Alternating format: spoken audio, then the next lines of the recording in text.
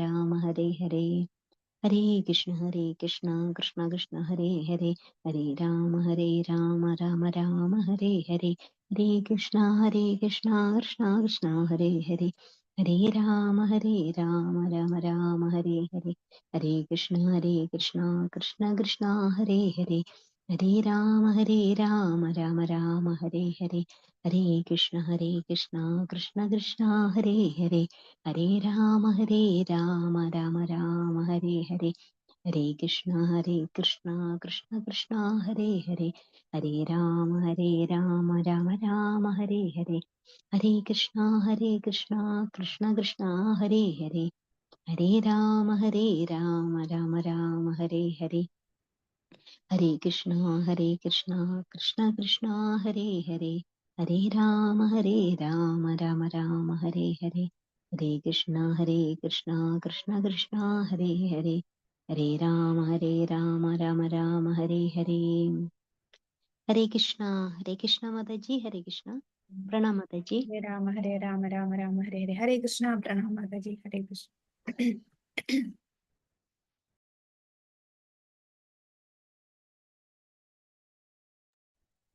കൃഷ്ണ. ഹരേ കൃഷ്ണ കൃഷ്ണ കൃഷ്ണ ഹരേ ഹരേ, ഹരേ രാമ രാമ രാമ ഹരേ ഹരേ. ഹരേ കൃഷ്ണ കൃഷ്ണ കൃഷ്ണ ഹരേ ഹരേ, ഹരേ രാമ രാമ രാമ ഹരേ ഹരേ. ഹരേ കൃഷ്ണ കൃഷ്ണ കൃഷ്ണ ഹരേ ഹരേ, ഹരേ രാമ രാമ രാമ ഹരേ ഹരേ. ഹരേ Krishna. Shri Shri രാധാഭവൻ temple ISKCON മാംഗ്ലൂരിന്റെ 18 ദിവസത്തെ ഭഗവത്ഗീത ക്ലാസ്സിലേക്ക് സ്വാഗതം. ഓം അജ്ഞാനതിമിരാന്ധസ്യ ജ്ഞാനാഞ്ജനാശലാകയാ ചക്ഷുരുന്മീലിതം യേന തസ്മൈ ശ്രീഗുരുവേ നമഃ. ശ്രീചൈതന്യമനോഭീഷ്ടം സ്ഥാപിതം യേന ഭൂതലേ സ്വയം രൂപാ കഥാ മഹ്യം ദദാതി സ്വപദാന്തികം.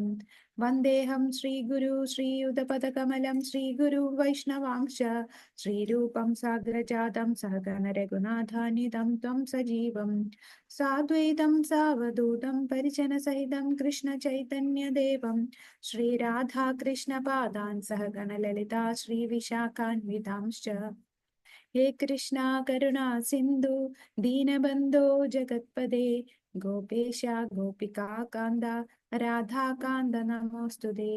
തപ്തകാഞ്ചന ഗൗരാംഗി ശ്രീരാധേ വൃന്ദാവനേശ്വരി വൃഷഭാനുസുതേ ദേവി പ്രണമാമി ഹരിപ്രിയേ.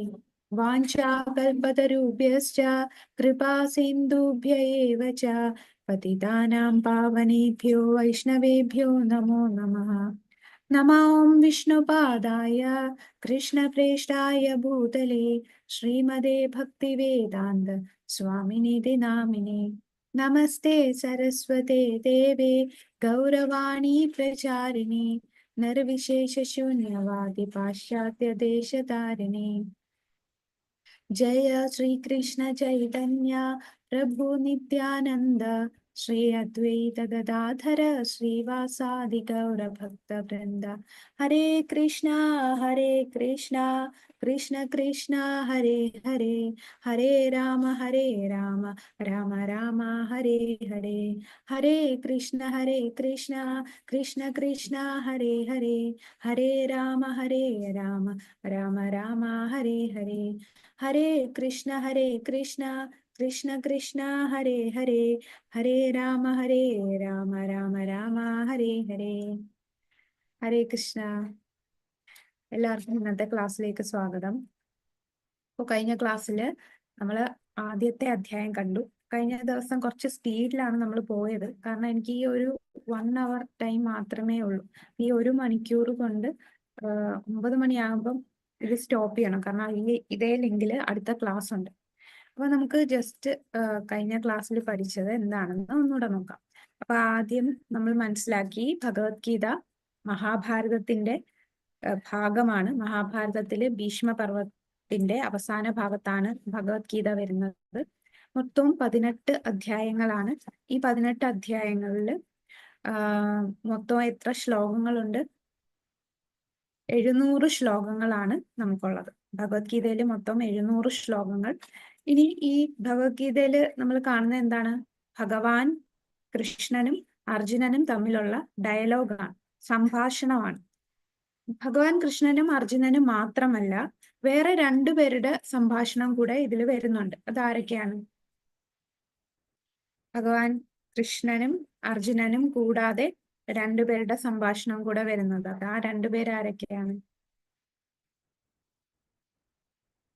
അതെ, സഞ്ജയനും ധൃതരാഷ്ട്രനും. അപ്പൊ സഞ്ജയനും ധൃതരാഷ്ട്രരുടെ സംഭാഷണം വരുന്നുണ്ട്. സഞ്ജയൻ എന്ന് പറയുന്നത് വ്യാസദേവന്റെ ശിഷ്യനാണ്. കൂടാതെ നമ്മളുടെ ധൃതരാഷ്ട്രരുടെ സാരഥിയും അദ്ദേഹത്തിന്റെ സെക്രട്ടറിയും കൂടെയാണ് സഞ്ജയൻ. ധൃതരാഷ്ട്രർ ഒരേ ഒരു ശ്ലോകം മാത്രമേ ചൊല്ലുന്നുള്ളൂ. ആ ഒരേ ഒരു ശ്ലോകം ആണ് നമ്മളുടെ ഭഗവത്ഗീതയിലെ ആദ്യത്തെ ശ്ലോകം. ഭഗവത്ഗീത തുടങ്ങുന്ന ഫസ്റ്റ് ശ്ലോകം ധൃതരാഷ്ട്ര ഉവാച്, അവിടെയാണ് തുടങ്ങുന്നത്. അതിനുശേഷം പിന്നെ ധൃതരാഷ്ട്രയുടെ സംഭാഷണം വരുന്നില്ല. പിന്നെ സഞ്ജയൻ ഇടയ്ക്ക് ധൃതരാഷ്ട്രർക്ക് അവിടെ നടക്കുന്ന കാര്യങ്ങൾ പറഞ്ഞു കൊടുക്കും. പിന്നെ നമ്മൾ പറഞ്ഞു, നമ്മൾ ഈ ഭഗവത്ഗീത ഏത് മനോഭാവത്തോടു കൂടി ആയിരിക്കണം ഭഗവത്ഗീതയെ നമ്മൾ സമീപിക്കേണ്ടത്? ആരെ പോലെ ആയിരിക്കണം?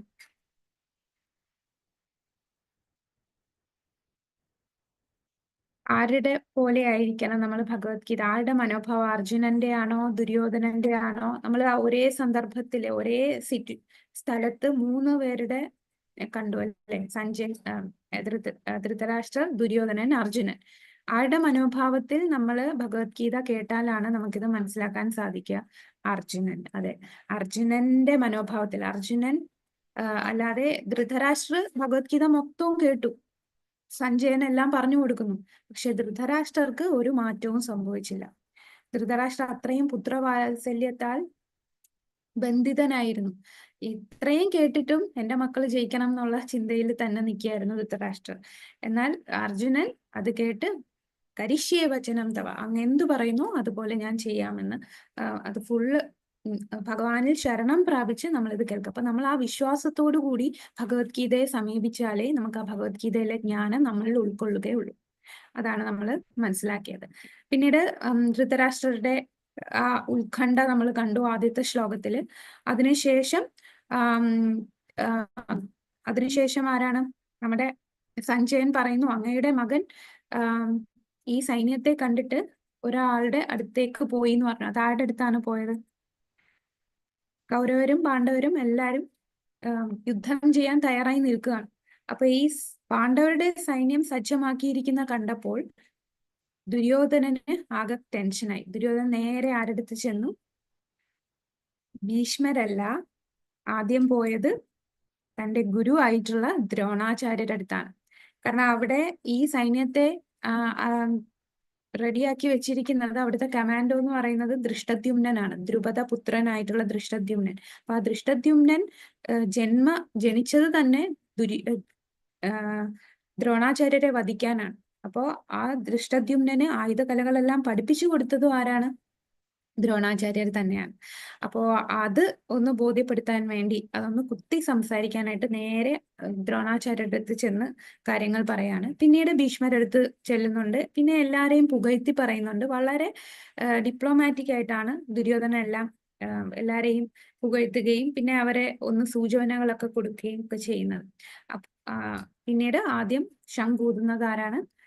കൗരവരുടെ സൈഡില് ഭീഷ്മരാണ് ശംഖൂതുക. പിന്നെ കൗരവരുടെ സൈഡിലുള്ള മറ്റുള്ളവർ ശംഖൂതുന്നു. ശേഷം ശംഖൂതുന്ന പാണ്ഡവർ, അതില് അർജുനൻ, ഭഗവാൻ ഋഷികേശൻ എന്നാൽ ഇന്ദ്രിയങ്ങളുടെ നാഥനാണ് ഋഷികേശൻ. ഋഷികേശനായിട്ടുള്ള ഭഗവാൻ കൃഷ്ണൻ ശംഖൂതുന്നു. ആ ശംഖിന്റെ പേരെന്താണ്? ഋഷികേശൻ. പാഞ്ചജന്യം ഋഷികേശോ. ദേവദത്തം ധനഞ്ജയനായ, ധനത്തെ ജയിച്ചവനായിട്ടുള്ള അർജുനൻ ഊതുന്ന ശംഖിന്റെ പേര് ദേവദത്തം. അപ്പോ ഈ പാണ്ഡവരുടെ ശംഖനാദം കേട്ട് കൗരവരുടെ ഹൃദയം പിളർന്നു. അപ്പൊ അവരുടെ കോൺഫിഡൻസ് എല്ലാം കുറഞ്ഞു തുടങ്ങി. പിന്നീട് നമ്മൾ കാണുന്നത് എന്താണ്? അർജുനൻ ഭഗവാനോട് പറയുന്നു, സേനയോരുഭയോർ മധ്യേ രഥം സ്ഥാപയ ഓ അച്യുത. ഈ രണ്ട് സേനയുടെയും നടുക്ക് രഥത്തെ കൊണ്ട് നിർത്തൂ എന്ന് പറയും. അപ്പൊ രഥത്തെ കൊണ്ട് നിർത്തുന്നത് എന്തിനാണ്? അപ്പോൾ തനിക്ക് എതിരായിട്ട് യുദ്ധം ചെയ്യാൻ വന്നവരെ കാണാൻ വേണ്ടിയാണ് രഥം നടുക്ക് നിർത്താൻ പറയുന്നത്.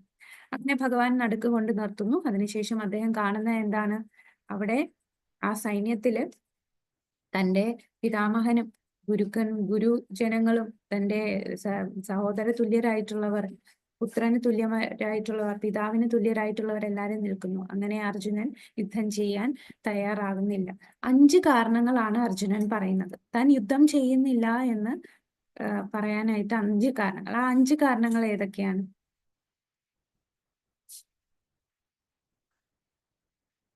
യുദ്ധം ചെയ്യാൻ വിസമ്മതിക്കുന്നതിന് പറയുന്ന 5 കാരണങ്ങൾ അൺമ്യൂട്ട് ചെയ്ത് പറഞ്ഞോളൂ, അറിയാവുന്നവർ.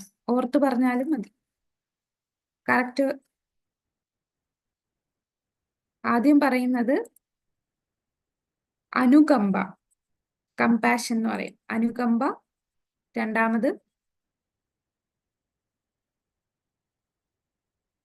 സുഖാനുഭവങ്ങൾ. മൂന്നാമത്, അപ്പൊ നമ്മൾ ഈ പറയുന്ന കാര്യങ്ങളൊന്ന് കുറിച്ചു വെച്ചിരുന്നാൽ നല്ലതാണ്. കാരണം ഈ കലിയുഗത്തിലുള്ള നമുക്ക് ഓർമ്മശക്തി വളരെ കുറവാണ്.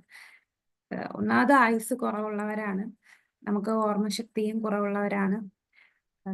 അല്ലെ, ഇന്ന് രാവിലെ നടന്നത് പോലും നമുക്ക് ഓർമ്മയില്ല. അതെ, സുജാത മാതാജി പറഞ്ഞു പാപം. അപ്പം അനുകമ്പ, ഭൗതിക സുഖാനുഭവങ്ങൾ, പാപം. അടുത്തത് എന്താണ്? കുലക്ഷയം, കുലം നശിച്ചു പോവില്ലേ എന്ന് പറയുന്നു. അഞ്ചാമത്തത് തീരുമാനം എടുക്കാനാവാത്ത അവസ്ഥ. അപ്പൊ ഇത്രയും പറഞ്ഞ് അർജുനൻ തന്റെ ശരീരം വിറയ്ക്കുന്നു. തന്റെ കയ്യിലെ ഗാന്ധീപം കയ്യിൽ നിന്ന് താഴെ വീണ് ഞാൻ യുദ്ധം ചെയ്യാൻ തയ്യാറല്ല എന്ന് പറയുകയാണ്.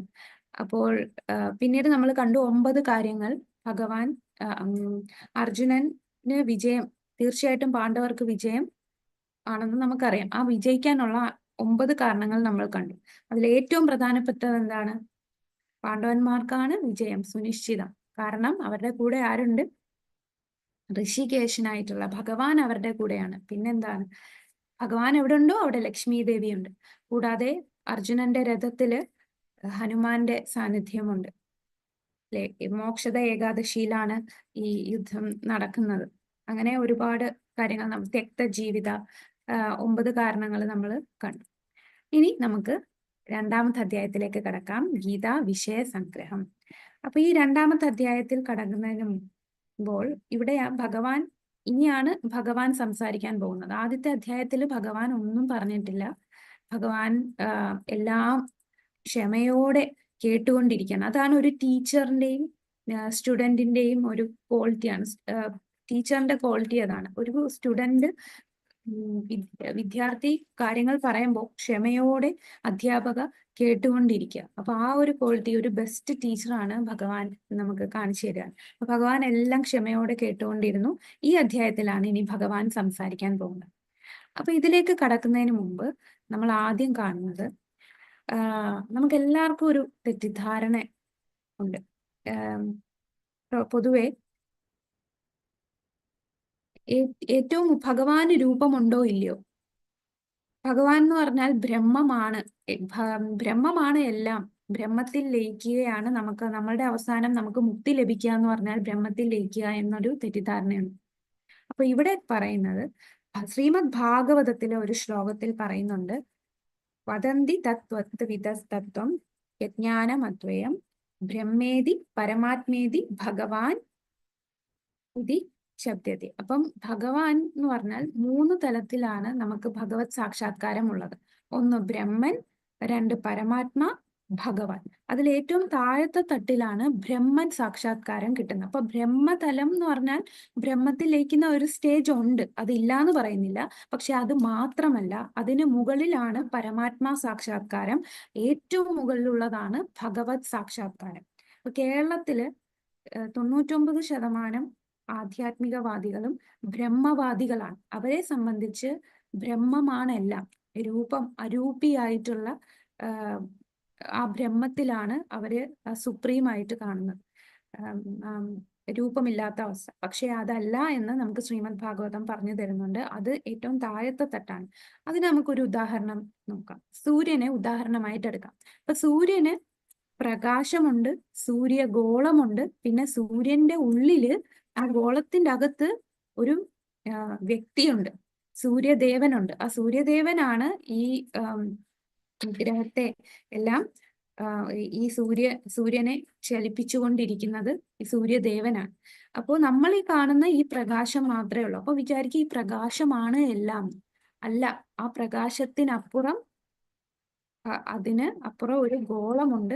ആ ഗോളത്തിന് അപ്പുറം അതിന്റെ ഉള്ളിലും നമുക്ക് അവിടെ ഒരു ദേവനെ കാണാം, സൂര്യദേവനെയും കാണാം.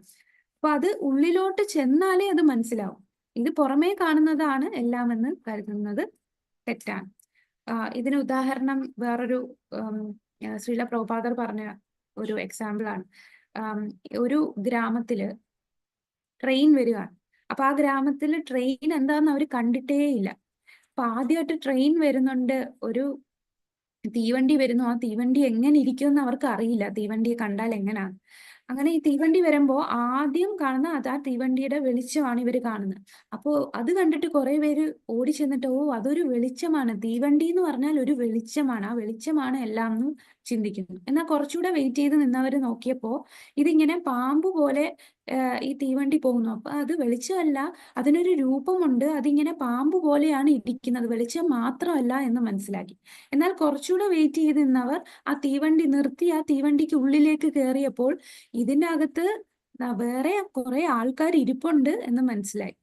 അപ്പൊ അതാണ് ഒരു തലം എന്ന് പറഞ്ഞാൽ പ്രകാശമാണ്. മറ്റേ അതിനേക്കാളും കൂടുതൽ നമ്മൾ ഉള്ളിലേക്ക് പോകുമ്പോഴാണ് അതിന് എന്താണ് ഈ സൂര്യന്റെ ഗോളം എന്ന് പറയുന്ന പോലെ ഈ തീവണ്ടിക്ക് ഒരു പ്രത്യേക രൂപമുണ്ടെന്നോ അതിന്റെ ഉള്ളിൽ പോയപ്പോഴാണ് അതിന്റെ അകത്ത് കുറെ ആൾക്കാരുണ്ടെന്നോ മനസ്സിലായത്.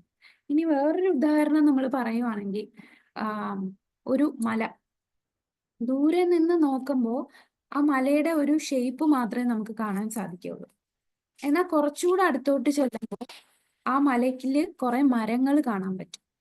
എന്നാൽ കുറച്ചുകൂടെ അടുത്ത് ചെല്ലുമ്പോഴാണ് ആ മരത്തിനകത്ത് കുറെ പക്ഷികളുണ്ട്, ഒരു മരത്തിൽ ഒരു തത്ത ഇരിപ്പുണ്ട് എന്ന് കാണുന്നത്. ദൂരെ നോക്കുമ്പോൾ നമ്മൾ മരവും കാണുന്നില്ല, തത്തയും കാണുന്നില്ല. അപ്പൊ ദൂരെയുള്ള വീക്ഷണമാണ് ഈ മലയുടെ ആ ഒരു മല പോലെ ഇങ്ങനെ കാണാം, മലയിൽ മരം ഉണ്ടെന്ന് നമുക്ക് കാണാൻ പറ്റുന്നില്ല. അതാണ് ഈ 3 തലം: ബ്രഹ്മൻ, പരമാത്മാ, ഭഗവാൻ. അപ്പൊ ബ്രഹ്മമല്ല എല്ലാം, ബ്രഹ്മത്തിന് മുകളിൽ പരമാത്മാവുണ്ട്, അതിന് മുകളിൽ ഭഗവാൻ. അപ്പൊ ആരാണ് ഭഗവാൻ? അത് നമുക്ക് അടുത്തത് നോക്കാം. ഭഗവാൻ, കാരണം നമ്മൾ ഇതുവരെ കണ്ടത് ധൃതരാഷ്ട്ര ഉവാച പറഞ്ഞു, സഞ്ജയ ഉവാച പറഞ്ഞു, അർജുന ഉവാച പറഞ്ഞു. പക്ഷേ അടുത്ത വേണേ എന്ത് പറയാം? കൃഷ്ണ ഉവാച, അല്ലെ വാസുദേവൻ ഉവാച എന്നെല്ലാം പറയാം. പക്ഷെ ഇവിടെ പറഞ്ഞിരിക്കുന്നത് എന്താണ്? ഭഗവാൻ ഉവാച. ആരാണ് ഭഗവാൻ?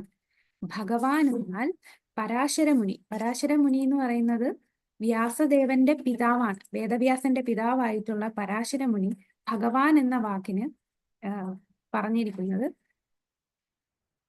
ഈ 6 ഐശ്വര്യങ്ങൾ മൊത്തത്തിലുള്ളവൻ ആരാണോ അവനാണ് ഭഗവാൻ.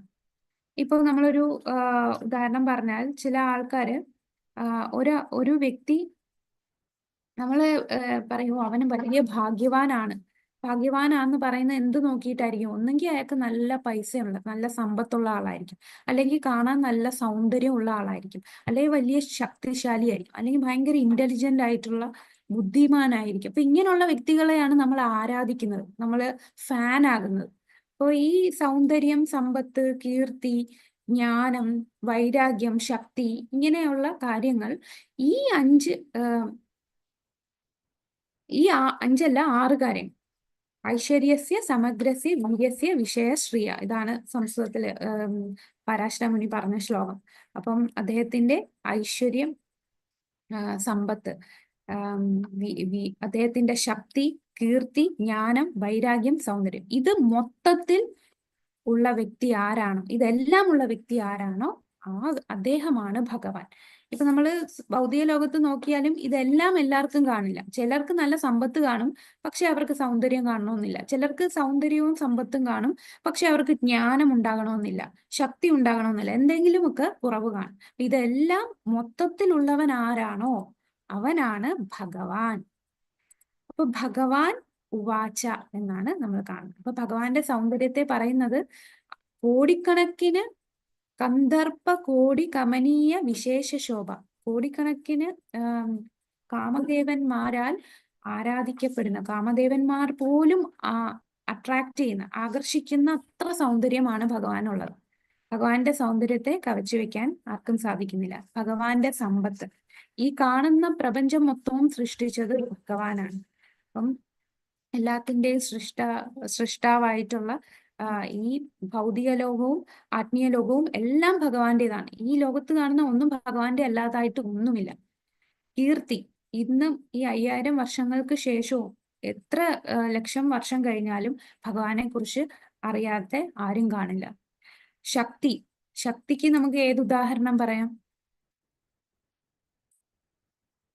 ഭഗവാന്റെ ശക്തിയെ ഭഗവാന്റെ ലീലയിൽ തന്നെ നോക്കാം.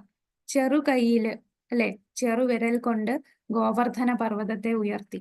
അപ്പൊ ഭഗവാന്റെ ആ ചെറു പ്രായത്തിൽ അദ്ദേഹം ഉയർത്തി. അപ്പൊ അത് എത്ര ശക്തിശാലിയാണ്. ജ്ഞാനം, ഇത്രയും വലിയ ജ്ഞാനമായിട്ടുള്ള ഭഗവത്ഗീത നമുക്ക് തന്നത് അത് ഭഗവാനാണ്.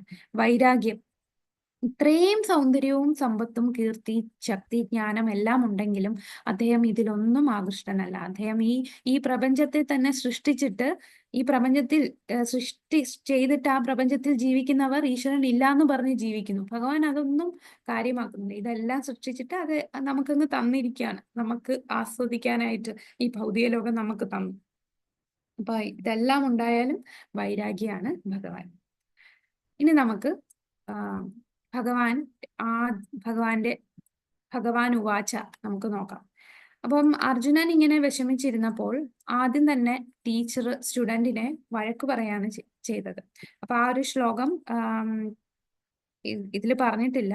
അപ്പൊ ആ ശ്ലോകത്തില് ഭഗവാൻ പറയുന്നത്, നിനക്ക് എവിടുന്നാണ് ഇത്രയും അഴുക്ക് നിന്റെ മനസ്സിൽ വന്നത്? നീ ഒരു ആര്യനല്ലേ, നീ ഒരു ക്ഷത്രിയനായ നിനക്ക് ഉചിതമായിട്ടുള്ളതല്ല നീ ഈ പറഞ്ഞ കാര്യങ്ങൾ എന്ന് പറയുന്നു. അപ്പൊ അതിനുശേഷം നമ്മുടെ അർജുനൻ പറയുന്ന ശ്ലോകം, ഈ ശ്ലോകം വളരെ പ്രധാനപ്പെട്ട ശ്ലോകമാണ്. 2ാമത്തെ അധ്യായത്തിലെ 7ാമത്തെ ശ്ലോകം. ഈ ശ്ലോകത്തില് അർജുനൻ, ഇത്രയും നേരം അർജുനൻ ഭഗവാനെ ഒരു സുഹൃത്തായിട്ടും ബന്ധുവായിട്ടൊക്കെയാണ് കണ്ടത്. ഇനി ഇവിടെ ഈ ശ്ലോകത്തില് ആ റിലേഷൻഷിപ്പ് മാറുകയാണ്. ആ സുഹൃത്ത് ബന്ധം മാറി ശിഷ്യനായി മാറാൻ പോവുകയാണ്. कार्पण्यदोषो बहता स्वभावः पृच्छामि त्वां धर्मसम्मूढचेताः यच्छ्रेयस्यान्निश्चितं ब्रूहि तन्मे शिष्यस्तेऽहं शाधि मां त्वां प्रपन्नम्. അപ്പൊ ഇവിടെ ഭഗവാന്റെ അടുത്ത് അർജുനൻ പറയാണ്, ദൗർബല്യം കൊണ്ട് ആത്മനിയന്ത്രണം നഷ്ടപ്പെട്ട എനിക്ക് കൃത്യനിർവഹണത്തെ പറ്റി ഒന്നും വ്യക്തമാകുന്നില്ല. ഈ അവസ്ഥയിൽ എനിക്ക് എന്താണ് യോജിച്ചതെന്ന് പറഞ്ഞു തരണം. അപ്പൊ ഇവിടെ അർജുനൻ ഭഗവാന്റെ അടുത്ത് പറയുന്നത്, ഞാൻ ഇപ്പം ശരണം പ്രാപിക്കുകയാണ്. ഭഗവാനെ ശരണം പ്രാപിക്കുന്ന ശ്ലോകമാണിത്. അതാണിത് പ്രധാനം എന്ന് പറയാൻ കാരണം ഇവിടെ ഞാൻ എന്താണ് ചെയ്യേണ്ടത് എന്ന് എനിക്കറിയില്ല. അതുകൊണ്ട് എനിക്ക് അങ്ങ് പറഞ്ഞു തരണം, ഏറ്റവും ഉചിതമായിട്ടുള്ളത് ഞാൻ എന്ത് ചെയ്യണം എന്നുള്ളത്, എന്താണ് യോജിച്ചതെന്ന് പറഞ്ഞു തരണം. അപ്പൊ ഇനി ഇപ്പോൾ ശിഷ്യനും ഗുരു ശിഷ്യ ബന്ധമാണ് ഇനി അങ്ങോട്ട് നമ്മൾ കാണുന്നത്. അപ്പൊ ഇത്രയും നേരം ഭഗവാൻ ഉപദേശം തുടങ്ങിയില്ല.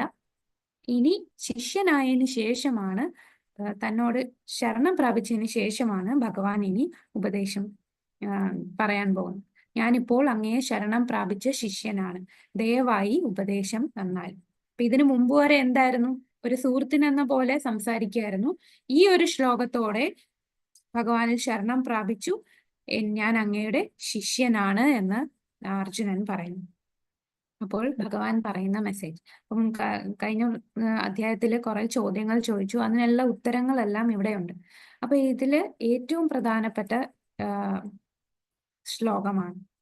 ഇനി ഭഗവാൻ പറയുന്ന ആത്മാവിനെ കുറിച്ചാണ്. ദേഹിനോസ്മിൻ യഥാ ദേഹേ കൗമാരം യൗവനം ജരാ തഥാ ദേഹാന്തര പ്രാപ്തിർ ധീരസ്തത്ര ന മുഹ്യതി. ശരീരസ്ഥനായ ആത്മാവ് ബാല്യത്തിൽ നിന്ന് യൗവനത്തിലേക്കും പിന്നെ വാർദ്ധക്യത്തിലേക്കും കടക്കുന്നത് പോലെ മരണശേഷം മറ്റൊരു ശരീരത്തിലേക്ക് പ്രവേശിക്കുന്നു. സമചിത്തനായ ഒരാൾക്ക് ഈ പരിണാമത്തെ പറ്റി സംഭ്രമം ഉണ്ടാവുകയില്ല. അപ്പോ ഇവിടെ പറയുന്നത്, നമ്മൾ ആദ്യത്തെ ക്ലാസ്സിൽ കുറെ ചോദ്യങ്ങൾ പറഞ്ഞില്ലേ, ബ്രഹ്മജിജ്ഞാസ, നമ്മൾ മൃഗവുമായിട്ട് വ്യത്യാസം വരുന്നത് ഇങ്ങനെയുള്ള ചോദ്യങ്ങൾ ചോദിച്ച് ധർമ്മം എന്താണെന്ന് മനസ്സിലാക്കി നമ്മൾ ധർമ്മനിഷ്ഠനായി നിൽക്കുമ്പോഴാണ്. അതില് ഞാൻ ആരാണ് എന്നുള്ള ചോദ്യം, അതിനുള്ള ഉത്തരം നമുക്ക് ഇവിടെ കിട്ടി. നമ്മളെല്ലാരും ആത്മാവാണ്, ശരീരമല്ല, ആത്മാവാണ്. അപ്പൊ ഈ ആത്മാവ് എങ്ങനെയാണ്? ആത്മാവ്, ശരീരസ്ഥനായ ആത്മാവ് ബാല്യത്തിൽ നിന്നും യൗവനത്തിലും പിന്നെ വാർദ്ധക്യത്തിലേക്കും പോകുന്ന പോലെ മരണശേഷം മറ്റൊരു ശരീരത്തിലേക്ക് പ്രവേശിക്കുന്നു. സമചിത്തനായ ഒരാൾക്ക് ഈ പരിണാമത്തെ പറ്റി സംഭ്രമം ഉണ്ടാവില്ല. അപ്പൊ നമ്മളുടെ ഈ ആത്മാവ്, ഇപ്പൊ ഒരു ഉദാഹരണം എടുക്കാം. നമ്മള് കൊച്ചായിരുന്നപ്പോ നമ്മളുടെ ശരീരം വേറെ ഒരു ശരീരമായിരുന്നു. ഈ ശരീരത്തിൽ ഒരുപാട് മാറ്റങ്ങൾ വരുമല്ലേ, ഒരുപാട് സെൽസ് എല്ലാം മാറിക്കൊണ്ടേയിരിക്കും, ആറ്റംസ് എല്ലാം മാറ്റമുണ്ട്. നമ്മൾ കുഞ്ഞായിരുന്നപ്പോ ഉള്ള ആ ശരീരമാണോ നമുക്ക് ഇപ്പോ ഉള്ളത്? പക്ഷെ ആ വ്യക്തിത്വം ഒന്ന് തന്നെയാണ്. കൊച്ചായിരുന്നപ്പോഴും നമ്മളുടെ അതേ വ്യക്തി തന്നെയാണ്, നമ്മളുടെ ശരീരം മാറി ഈ ശരീരത്തിലായപ്പോഴും. അപ്പൊ ആ ആത്മാവ് മാറ്റം വരുന്നില്ല. ബാല്യത്തിലും യൗവനത്തിലും വാർദ്ധക്യത്തിലും എല്ലാം ശരീരം ഇങ്ങനെ മാറുന്നു. അപ്പോഴെല്ലാം ആത്മാവ് ആ ശരീരത്തിൽ നിൽക്കുകയാണ്. ഇനി ഈ ശരീരം ജീർണിച്ച് ഇതില്ലാതാകുമ്പോൾ, മരിച്ചു കഴിഞ്ഞാൽ, ഈ ശരീരം നശിക്കുന്നതിനെയാണ് മരണം എന്ന് പറഞ്ഞാൽ. മരണം എന്ന് പറഞ്ഞാൽ നമ്മളുടെ ഈ ശരീരം നശിക്കുമ്പോൾ എവിടെയാണ് ഈ ആത്മാവ് പോവുക? മറ്റൊരു ശരീരത്തിലേക്ക് പ്രവേശിക്കുന്നു. ഈ ശരീരത്തിൽ മരണം സംഭവിച്ചാൽ മറ്റൊരു ശരീരത്തിൽ പ്രവേശിക്കുന്നു. അപ്പോൾ സമചിത്തനായ ഒരു വ്യക്തിക്ക്, ധീരനായിട്ടുള്ള ഒരു വ്യക്തിക്ക് ഇതിൽ സംഭ്രമം ഉണ്ടാവുകയില്ല. പഞ്ചഭൂതങ്ങൾ കൊണ്ട് നിർമ്മിച്ചതാണ് നമ്മളുടെ ഈ ശരീരം. ഭൂമി, ജലം, അഗ്നി, വായു, ആകാശം. ഈ പഞ്ചഭൂതങ്ങൾ, നമ്മളെല്ലാരും ഇപ്പൊ ചിന്തിക്കുന്ന ഞാനെന്ന് പറഞ്ഞാൽ ഞാൻ ഈ ശരീരമാണ് എന്നാണ് ചിന്തിക്കുന്നത്. പക്ഷേ നമ്മൾ ഈ ശരീരമല്ല, നമ്മൾ ആത്മാവാണ്. ഈ ശരീരം എന്ന് പറഞ്ഞാൽ വെറും ഒരു ഡ്രസ്സ് പോലെ, ഒരു ഉടുപ്പ് പോലെയാണ്. ഈ ഉടുപ്പ് അഴുക്കാകുമ്പോൾ നമ്മൾ അത് ഊരിക്കളഞ്ഞ് വേറൊരു ഉടുപ്പിടും. അതുപോലെയാണ് ഈ ആത്മാവ് ഈ ശരീരത്തിൽ കുറെ നാൾ നിൽക്കും. ഈ ശരീരം നശിച്ചു കഴിഞ്ഞാൽ ആത്മാവ് അടുത്ത ശരീരത്തിലേക്ക് കടക്കുകയാണ് ചെയ്യുന്നത്. അപ്പൊ നമുക്ക് എങ്ങനെ അറിയാൻ പറ്റും? ഇപ്പം ഒരു മരണം സംഭവിച്ചാൽ നമ്മൾ പറയും ആ വ്യക്തി പോയി എന്ന് പറയും. എവിടെ പോയി? ആ വ്യക്തിയുടെ ശരീരം അവിടെ കിടക്കുകയല്ലേ. ആ ശരീരം ഉണ്ടെങ്കിൽ പിന്നെ എങ്ങനെയാ പോയി എന്ന് പറയുന്നത്? അപ്പൊ പോയി എന്ന് പറയുന്ന ആരെയാണ്? അത് ആത്മാവിനെയാണ് ആ ശരീരം വിട്ടു പോകുന്നത്. ആത്മാവ് ഉള്ളത് കൊണ്ടാണ് നമുക്ക് അവബോധം ഉണ്ടാകുന്നത്. നമ്മളെ ഒന്ന് നുള്ളി നോക്കി, നുള്ളുമ്പോൾ നമുക്ക് വേദനിക്കുന്നതും നമുക്ക് ഓരോ ഫീലിങ്സ് എല്ലാം ഉള്ളത് ആത്മാവിന്റെ സാന്നിധ്യം ഉള്ളത് കൊണ്ടാണ്. എന്നാൽ ഒരു മരിച്ച ശരീരത്തിൽ നമ്മൾ എന്ത് ചെയ്താലും ഒന്നും ഒന്നും എന്താണ് ഫീൽ ചെയ്യുന്നില്ല. കാരണം ആ വ്യക്തി അവിടെ ഇല്ല. ആ വ്യക്തിയുടെ ആത്മാവ് ആ ശരീരത്തിൽ നിന്ന് പോയി. വെറും ശരീരം മാത്രമേ അവിടെ കിടക്കുന്നുള്ളൂ. അപ്പൊ ശരീരം ഒരു വാഹനത്തെ പോലെയാണ്. അപ്പൊ ഇവിടെ നമുക്ക് കാണാം, ഒരു ചെറിയ കുഞ്ഞ് ആയിരുന്നു. നമ്മൾ പിന്നെ എഴയാൻ തുടങ്ങി, നടക്കാൻ തുടങ്ങി, പിന്നെ നമ്മൾ ബാല്യത്തിലെത്തി. അത് കഴിഞ്ഞ് നമ്മള് കൗമാരം, പിന്നെ യൗവനം, പിന്നെ നമ്മൾ വയസ്സാവാൻ തുടങ്ങി. അപ്പോഴെല്ലാം ആ ശരീരത്തിൽ ആത്മാവുണ്ട്. ആത്മാവിന് മാറ്റം സംഭവിക്കുന്നില്ല, ശരീരത്തിനാണ് മാറ്റം സംഭവിക്കുന്നത്. ഇനി ആ ആത്മാവ് വന്നു, ഈ ശരീരം നശിച്ചു കഴിഞ്ഞാൽ എന്ത് ചെയ്യും? ഈ ആത്മാവ് അടുത്ത ശരീരത്തിൽ പ്രവേശിക്കുകയാണ് ചെയ്യുന്നത്. അപ്പൊ അർജുനൻ ചോദിച്ച ആദ്യത്തെ ചോദ്യം എന്താണ്? അർജുനൻ വിഷാദനായിട്ട് നിൽക്കുമ്പോൾ ഉള്ള ആദ്യത്തെ കാരണം അനുകമ്പ, മൃദുല ഹൃദയത്വം. കാരണം തന്റെ ഈ ബന്ധുക്കളെ കൊല്ലാൻ അർജുനൻ തയ്യാറാകുന്നില്ല. അപ്പൊ അതുകൊണ്ട് അർജുനന് പറഞ്ഞു കൊടുക്കുകയാണ്, ഇവരാരും മരിക്കില്ല, ഇവരെല്ലാം ആത്മാവാണ്, ശരീരമല്ല. ഇത് ഇത് എന്ന് പറഞ്ഞാൽ ഒരു കാറ്. ഈ കാർ എന്ന് പറഞ്ഞാൽ എന്താണ്? ആ കാറ് ഓടിക്കുന്ന വ്യക്തി ഒരു ആത്മാവും ആ കാർ എന്ന് പറയുന്നത് നമ്മളെ ശരീരം പോലെയാണ്. അങ്ങനെ നമ്മൾ ജനന മരണം, നമ്മൾ എന്ന് പറഞ്ഞാൽ ആത്മാവാണ്. ഈ ആത്മാവിന് ഒരിക്കലും മരണമില്ല. അതിങ്ങനെ ഒരു ശരീരത്തിൽ നിന്ന് മറ്റൊരു ശരീരത്തിലേക്ക് ഇങ്ങനെ കടന്നു പോയിക്കൊണ്ടേയിരിക്കും. നമ്മളെല്ലാരും എന്താണ് ചെയ്യുന്നത്? ഈ കൂടിനെ വൃത്തിയാക്കുന്ന പോലാണ്. കൂട്ടിൽ ഒരു തത്തയുണ്ട്, പക്ഷെ നമ്മൾ എന്ത് ചെയ്യും? ഈ കൂട്ടിനെ വൃത്തിയാക്കും. കൂട്ടിനെ വൃത്തിയാക്കി വൃത്തിയാക്കി ഇരുന്നാൽ ആ തത്തയ്ക്ക് എന്താ സംഭവിക്കുക? നമ്മൾ കൂട് മാത്രം വൃത്തിയാക്കിക്കൊണ്ടിരുന്നു. അതായത് നമ്മൾ നമ്മളെ ശരീരത്തെ മാത്രം നോക്കുന്നു. ശരീരത്തെ എന്നും കുളിക്കുന്നു, നമ്മൾ ആ ശരീരത്തിൽ മേക്കപ്പ് ചെയ്യുന്നു, അതിന് നല്ല ഡ്രസ്സ് ഇട്ട് കൊടുക്കുന്നു, പിന്നെ ശരീരത്തിന് ആഹാരം കിട്ടാൻ നമ്മൾ ഫുഡ് കഴിക്കുന്നു, അപ്പൊ ശക്തി കിട്ടും. പിന്നെ നമ്മൾ എന്തെങ്കിലും അസുഖം വന്നാൽ ഗുളിക കഴിച്ചാൽ ശരീരത്തെ നോക്കുന്നു. പക്ഷേ ഈ ശരീരം എന്ന് പറഞ്ഞാൽ ഒരു കൂട് പോലെയാണ്. ആ കൂടിനെ മാത്രം എപ്പോഴും വൃത്തിയാക്കിക്കൊണ്ടിരിക്കും. അപ്പൊ ആ തത്തയ്ക്ക് എന്താ സംഭവിക്കുക?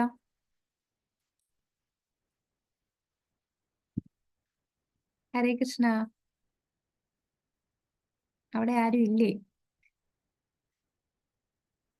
ആ തത്തയ്ക്ക് എന്താ സംഭവിക്കുക? നമ്മൾ കൂട് മാത്രം വൃത്തിയാക്കിക്കൊണ്ടിരുന്നാൽ ആ തത്ത ജീവനോടെ ഉണ്ടാകില്ല.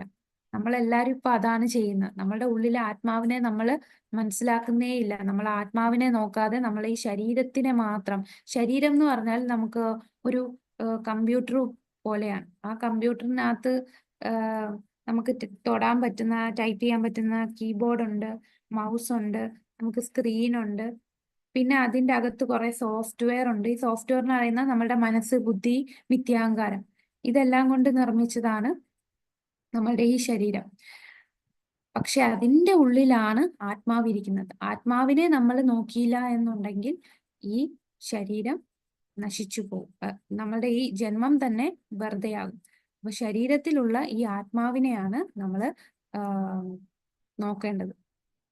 അല്ലാതെ ഈ കൂടിനെ മാത്രം വൃത്തിയാക്കിയാൽ പോരാ. ഇപ്പൊ ഇവിടെ കാണാം, ഈ ഒരു അമ്മുമ്മ ഇങ്ങനെ കൂടിനെ വൃത്തിയാക്കിക്കൊണ്ടേയിരിക്കുകയാണ്. പക്ഷെ ആ തത്തയ്ക്ക് ആഹാരം ഒന്നും കൊടുക്കുന്നില്ല. അപ്പൊ നമ്മള് ഇവിടെ ഒരു ഉദാഹരണം കാണിച്ചിരിക്കുന്നത്, നമ്മളുടെ കൊച്ചുകുട്ടിയായിരിക്കുമ്പോൾ നമ്മൾ ഉപയോഗിക്കുന്ന ഒരു സൈക്കിൾ, പിന്നെ കുറച്ചുകൂടെ വലുതാകുമ്പോൾ നമ്മള് സൈക്കിളിന്റെ വലിപ്പം മാറി, ഇതെല്ലാം മാറി. പക്ഷെ ഇതെല്ലാം ഉപയോഗിക്കുന്നത് ഒരേ വ്യക്തി തന്നെയാണ്. അതായത് ശരീരം മാറുന്നു, ആത്മാവ് കൂടെ പോകുന്നു. ഇനി ഈ കാറ് നമ്മള് ചീത്തയായി കഴിഞ്ഞാൽ നമ്മൾ എന്ത് ചെയ്യും? പുതിയ കാറ് വാങ്ങിക്കും. അതുപോലെ ഈ ശരീരം നശിക്കുമ്പോൾ പുതിയ ശരീരത്തിലേക്ക് കടക്കുന്നു. ഇനി മൊത്തവും ശാസ്ത്രത്തിൽ പറഞ്ഞിട്ടുണ്ട് 84 ലക്ഷം ജീവജാലങ്ങളാണ്, 84 ലക്ഷം സ്പീഷീസ് ആണ്, 84 ലാക്ക് സ്പീഷീസ് ആണ് നമ്മളുടെ ഈ ഭൗതിക ലോകത്തുള്ളത്. അതിൽ 9 ലക്ഷം ജലത്തിലാണ് ഉള്ളത്. വെറും 4 ലക്ഷമാണ് മനുഷ്യനായിട്ട് വരുന്നത്. അപ്പൊ എത്ര ദുർലഭമായിട്ടാണ്! 84 ലക്ഷത്തില് 80 ലക്ഷത്തോളം മറ്റ് ജീവജാലങ്ങളാണ്. വെള്ളത്തിലുള്ളതും കരയിലുള്ളതും മരങ്ങളായിട്ടും പറവകളായിട്ടുമുള്ള ജീവജാലങ്ങളാണ് ഉള്ളത്. വളരെ അപൂർവമായിട്ട് കിട്ടുന്നതാണ് നമ്മളുടെ ഈ മനുഷ്യജന്മം. പിന്നെ ഇതെല്ലാം മാറി നമ്മളിപ്പോ വെള്ളത്തിലാണെങ്കിൽ പിന്നെ കരയിലുള്ള അത് ആ ശരീരം വെടിഞ്ഞാൽ ഈ എല്ലാ ജീവജാലങ്ങളിലും ആത്മാവ് കടന്നു പൊയ്ക്കൊണ്ടേയിരിക്കുകയാണ്. നമ്മളെല്ലാരും കുറെ നാള് വെള്ളത്തിൽ മീനായിട്ടൊക്കെ ജീവിച്ചതാണ്. പിന്നെ ആ മീൻ ചത്തു, അപ്പൊ ആ ആത്മാവ് അടുത്ത ശരീരത്തിൽ കയറി, പിന്നെ വെള്ളത്തിൽ നിന്ന് കരയിലുള്ള ജീവിയായിട്ട് കുറെ നാള് നമ്മള് ജീവിച്ചു. അങ്ങനെ അപൂർവമായിട്ട് കിട്ടിയതാണ് ഈ മനുഷ്യജന്മം. ഈ മൃഗങ്ങളും മനുഷ്യനും തമ്മിലുള്ള വ്യത്യാസം എന്താണ്? മനുഷ്യന് മാത്രമേ ആത്മാവിനെ കുറിച്ച് മനസ്സിലാക്കാനുള്ള ബുദ്ധിയുള്ളൂ. ഞാൻ ആരാണ്, ഞാൻ എന്താണ് ഈ ജീവിതത്തിൽ ചെയ്യേണ്ട ഏറ്റവും ഉചിതമായിട്ടുള്ള കാര്യങ്ങൾ, ഇത് മനസ്സിലാക്കാൻ മനുഷ്യന് മാത്രമേ കഴിയൂ. അപ്പൊ ആ മനുഷ്യ ജന്മം കിട്ടിയിട്ട് നമ്മൾ മൃഗത്തിനെ പോലെ ആഹാര, നിദ്ര, ഭയം, മൈഥുനം ഇതിനു വേണ്ടി ജീവിക്കുകയാണെങ്കിൽ നമ്മൾ മൃഗതുല്യരാകും. അപ്പൊ ആത്മാവ്, ഭഗവത്ഗീതയൊക്കെ കേൾക്കാനും അത് മനസ്സിലാക്കാൻ പറ്റുന്ന ആർക്കേ ഉള്ളൂ? അത് മനുഷ്യർക്ക് മാത്രമേ സാധിക്കൂ. അപ്പൊ ഈ മനുഷ്യൻ എന്ത് ചെയ്യണം? ആ മനുഷ്യൻ മനസ്സിലാക്കണം, ഞാൻ ആത്മാവാണ്. അപ്പൊ ആത്മാവിനെയാണ് നമ്മൾ സേവിക്കേണ്ടത്. അപ്പൊ ഈ ആത്മാവിനെയാണ് നമ്മൾ ശ്രദ്ധിക്കേണ്ടത്. ഈ ആത്മാവ് ഇനി ഒരു ജന്മം, ഇനി ഒരു മൃഗമോ മീനോ വല്ല പക്ഷിയോ മരവോ ഒന്നും ആകി മാറാൻ പാടില്ല. മനുഷ്യജന്മം കിട്ടിയാലാണ് അവന് മുക്തിയിലേക്ക് പോകാൻ, ഭഗവത് ധാമത്തിലേക്ക് പോകാൻ അവസരം കിട്ടുന്ന ജന്മം അത് മനുഷ്യജന്മമാണ്. ഭക്തിയുത സേവനം ചെയ്യാൻ സാധിക്കുന്ന ഈ ഒരു ജന്മത്തിനാണ്. ഇനി ഭഗവാൻ പറയുന്നു, മാത്ര സ്പർശാസ്തു കൗന്ദേയ ശീതോഷ്ണ സുഖ ദുഃഖദ ആഗമാപായിനോ നിത്യ സ്ഥാംസ്ഥിതിക്ഷസ്വ ഭാരത. അപ്പോ അർജുനൻ ഇത് ആത്മാവാണ്, ആത്മാവിന് മരണമില്ല എന്നൊക്കെ പറയുമ്പോൾ അർജുനൻ പറയും, എന്നാലും ഇവര് ശരീരം വെടിഞ്ഞു പോകുമ്പോൾ നമുക്കൊരു വിഷമം വരില്ലേ? ഇല്ലേ? നമ്മൾ ഇതെല്ലാം പഠിച്ച് ഇതെല്ലാം മനസ്സിലാക്കിയാലും നമുക്ക് പ്രിയപ്പെട്ട ഒരു വ്യക്തി മരണപ്പെടുമ്പോൾ നമുക്ക് ഒരു സങ്കടം വരും. അപ്പൊ ഭഗവാൻ പറയുന്ന എന്താണ്? ഈ സുഖ ദുഃഖങ്ങളെല്ലാം വന്നും പൊയ്ക്കൊണ്ടേയിരിക്കും. മഞ്ഞുകാലവും വേനൽക്കാലം പോലെ അതിങ്ങനെ വന്നും പൊയ്ക്കൊണ്ടിരിക്കും. ഇന്ദ്രിയാനുഭൂതികളിൽ നിന്നാണ് ഇവ ഉണ്ടാകുന്നത്. ഹേ ഭാരത, ഇതില് അസ്വസ്ഥനാകരുത്. നമ്മൾ അതിനെ സഹിക്കാൻ പഠിക്കണം. നമ്മൾ ഈ ലോകം, ഭൗതിക ലോകം എന്ന് പറയുന്നത് ദുഃഖാലയം, അശാശ്വതം, ഒരിക്കലും പെർമനന്റ് അല്ലാത്ത ഒരു ദുഃഖാലയത്തിലാണ് നമ്മൾ താമസിക്കുന്നത്. ഇവിടെ സുഖ ദുഃഖം ഇങ്ങനെ സമ്മിശ്രമായി വന്നും കൊണ്ടേയിരിക്കും. അത് ആദ്യം കുറെ നാള് നമുക്ക് ചൂട് കാലാവസ്ഥയായിരിക്കും, പിന്നെ കുറെ കഴിയുമ്പോൾ മഴക്കാലമായിരിക്കും, പിന്നെ കുറെ കഴിഞ്ഞെല്ലാം തണുപ്പ് കാലമായിരിക്കും. അതിങ്ങനെ ഈ മഞ്ഞുകാലം, വേനൽക്കാലം, ഇങ്ങനെ ഓരോ സീസൺസ് വന്നും പോയിക്കൊണ്ടിരിക്കുന്ന പോലെ നമുക്ക് സുഖവും ദുഃഖവും ഇങ്ങനെ വന്നും പോയിക്കൊണ്ടേയിരിക്കും. അപ്പൊ ഇതിനെ നീ സഹിക്കാൻ പഠിക്കണം എന്ന് ഭഗവാൻ അർജുനനോട് പറയുന്നു. അതിന് ഉദാഹരണമായിട്ട് ഇപ്പൊ സ്ത്രീകൾ വേനൽക്കാലത്താണെങ്കിലും അടുക്കളയിൽ ഭയങ്കര ചൂടാണ്, അതുകൊണ്ട് എനിക്ക് ഇന്ന് ഞാൻ ഇനി ഈ വേനൽക്കാലത്ത് കുക്ക് ചെയ്യുന്നില്ല എന്ന് പറയില്ല. അവര് ചൂടാണെങ്കിലും അത് സഹിച്ചുകൊണ്ട് അവര് പാചകം ചെയ്യുന്നു. പ്രഭുപാദർ ഉദാഹരണം പറഞ്ഞു തന്നിട്ടുള്ളതാണ്. അപ്പോ അത് സഹിക്കുക എന്നുള്ളത്, ഇവിടെ ജനിക്കുമ്പോൾ ഇതൊക്കെ വരും, നമ്മൾ സഹിക്കണം. ഇനിയും ഭഗവാൻ പറയുന്നത് ആത്മാവിന്റെ സ്വഭാവത്തെയാണ്.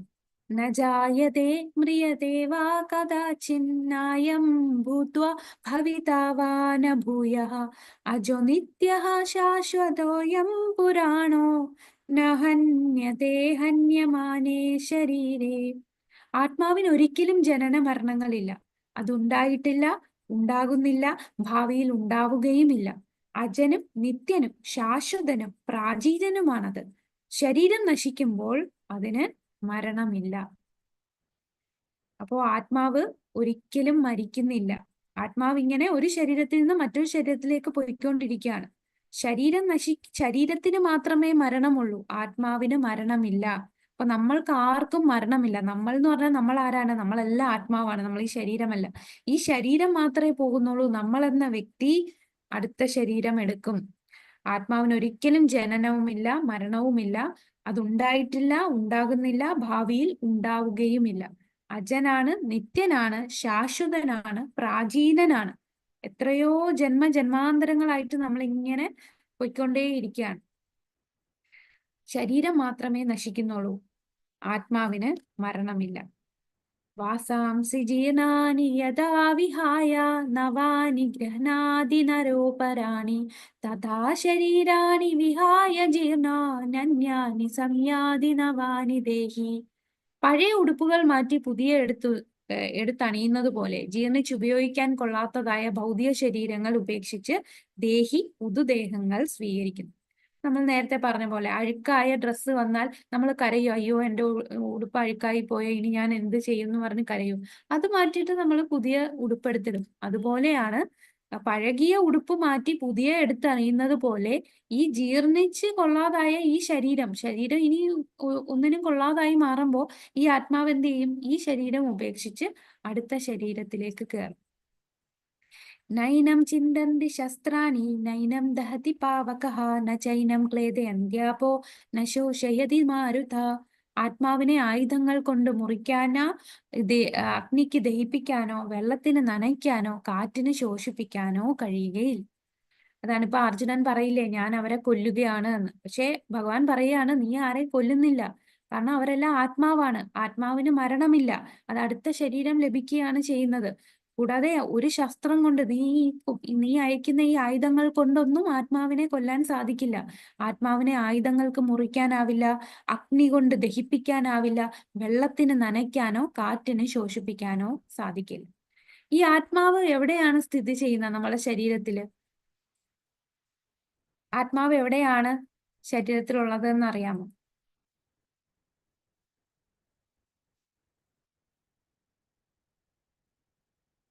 ഹരേ കൃഷ്ണ. ആത്മാവ് നമ്മളുടെ ശരീരത്തില്, ആരും അനങ്ങുന്നില്ലല്ലോ ക്ലാസ്സില്.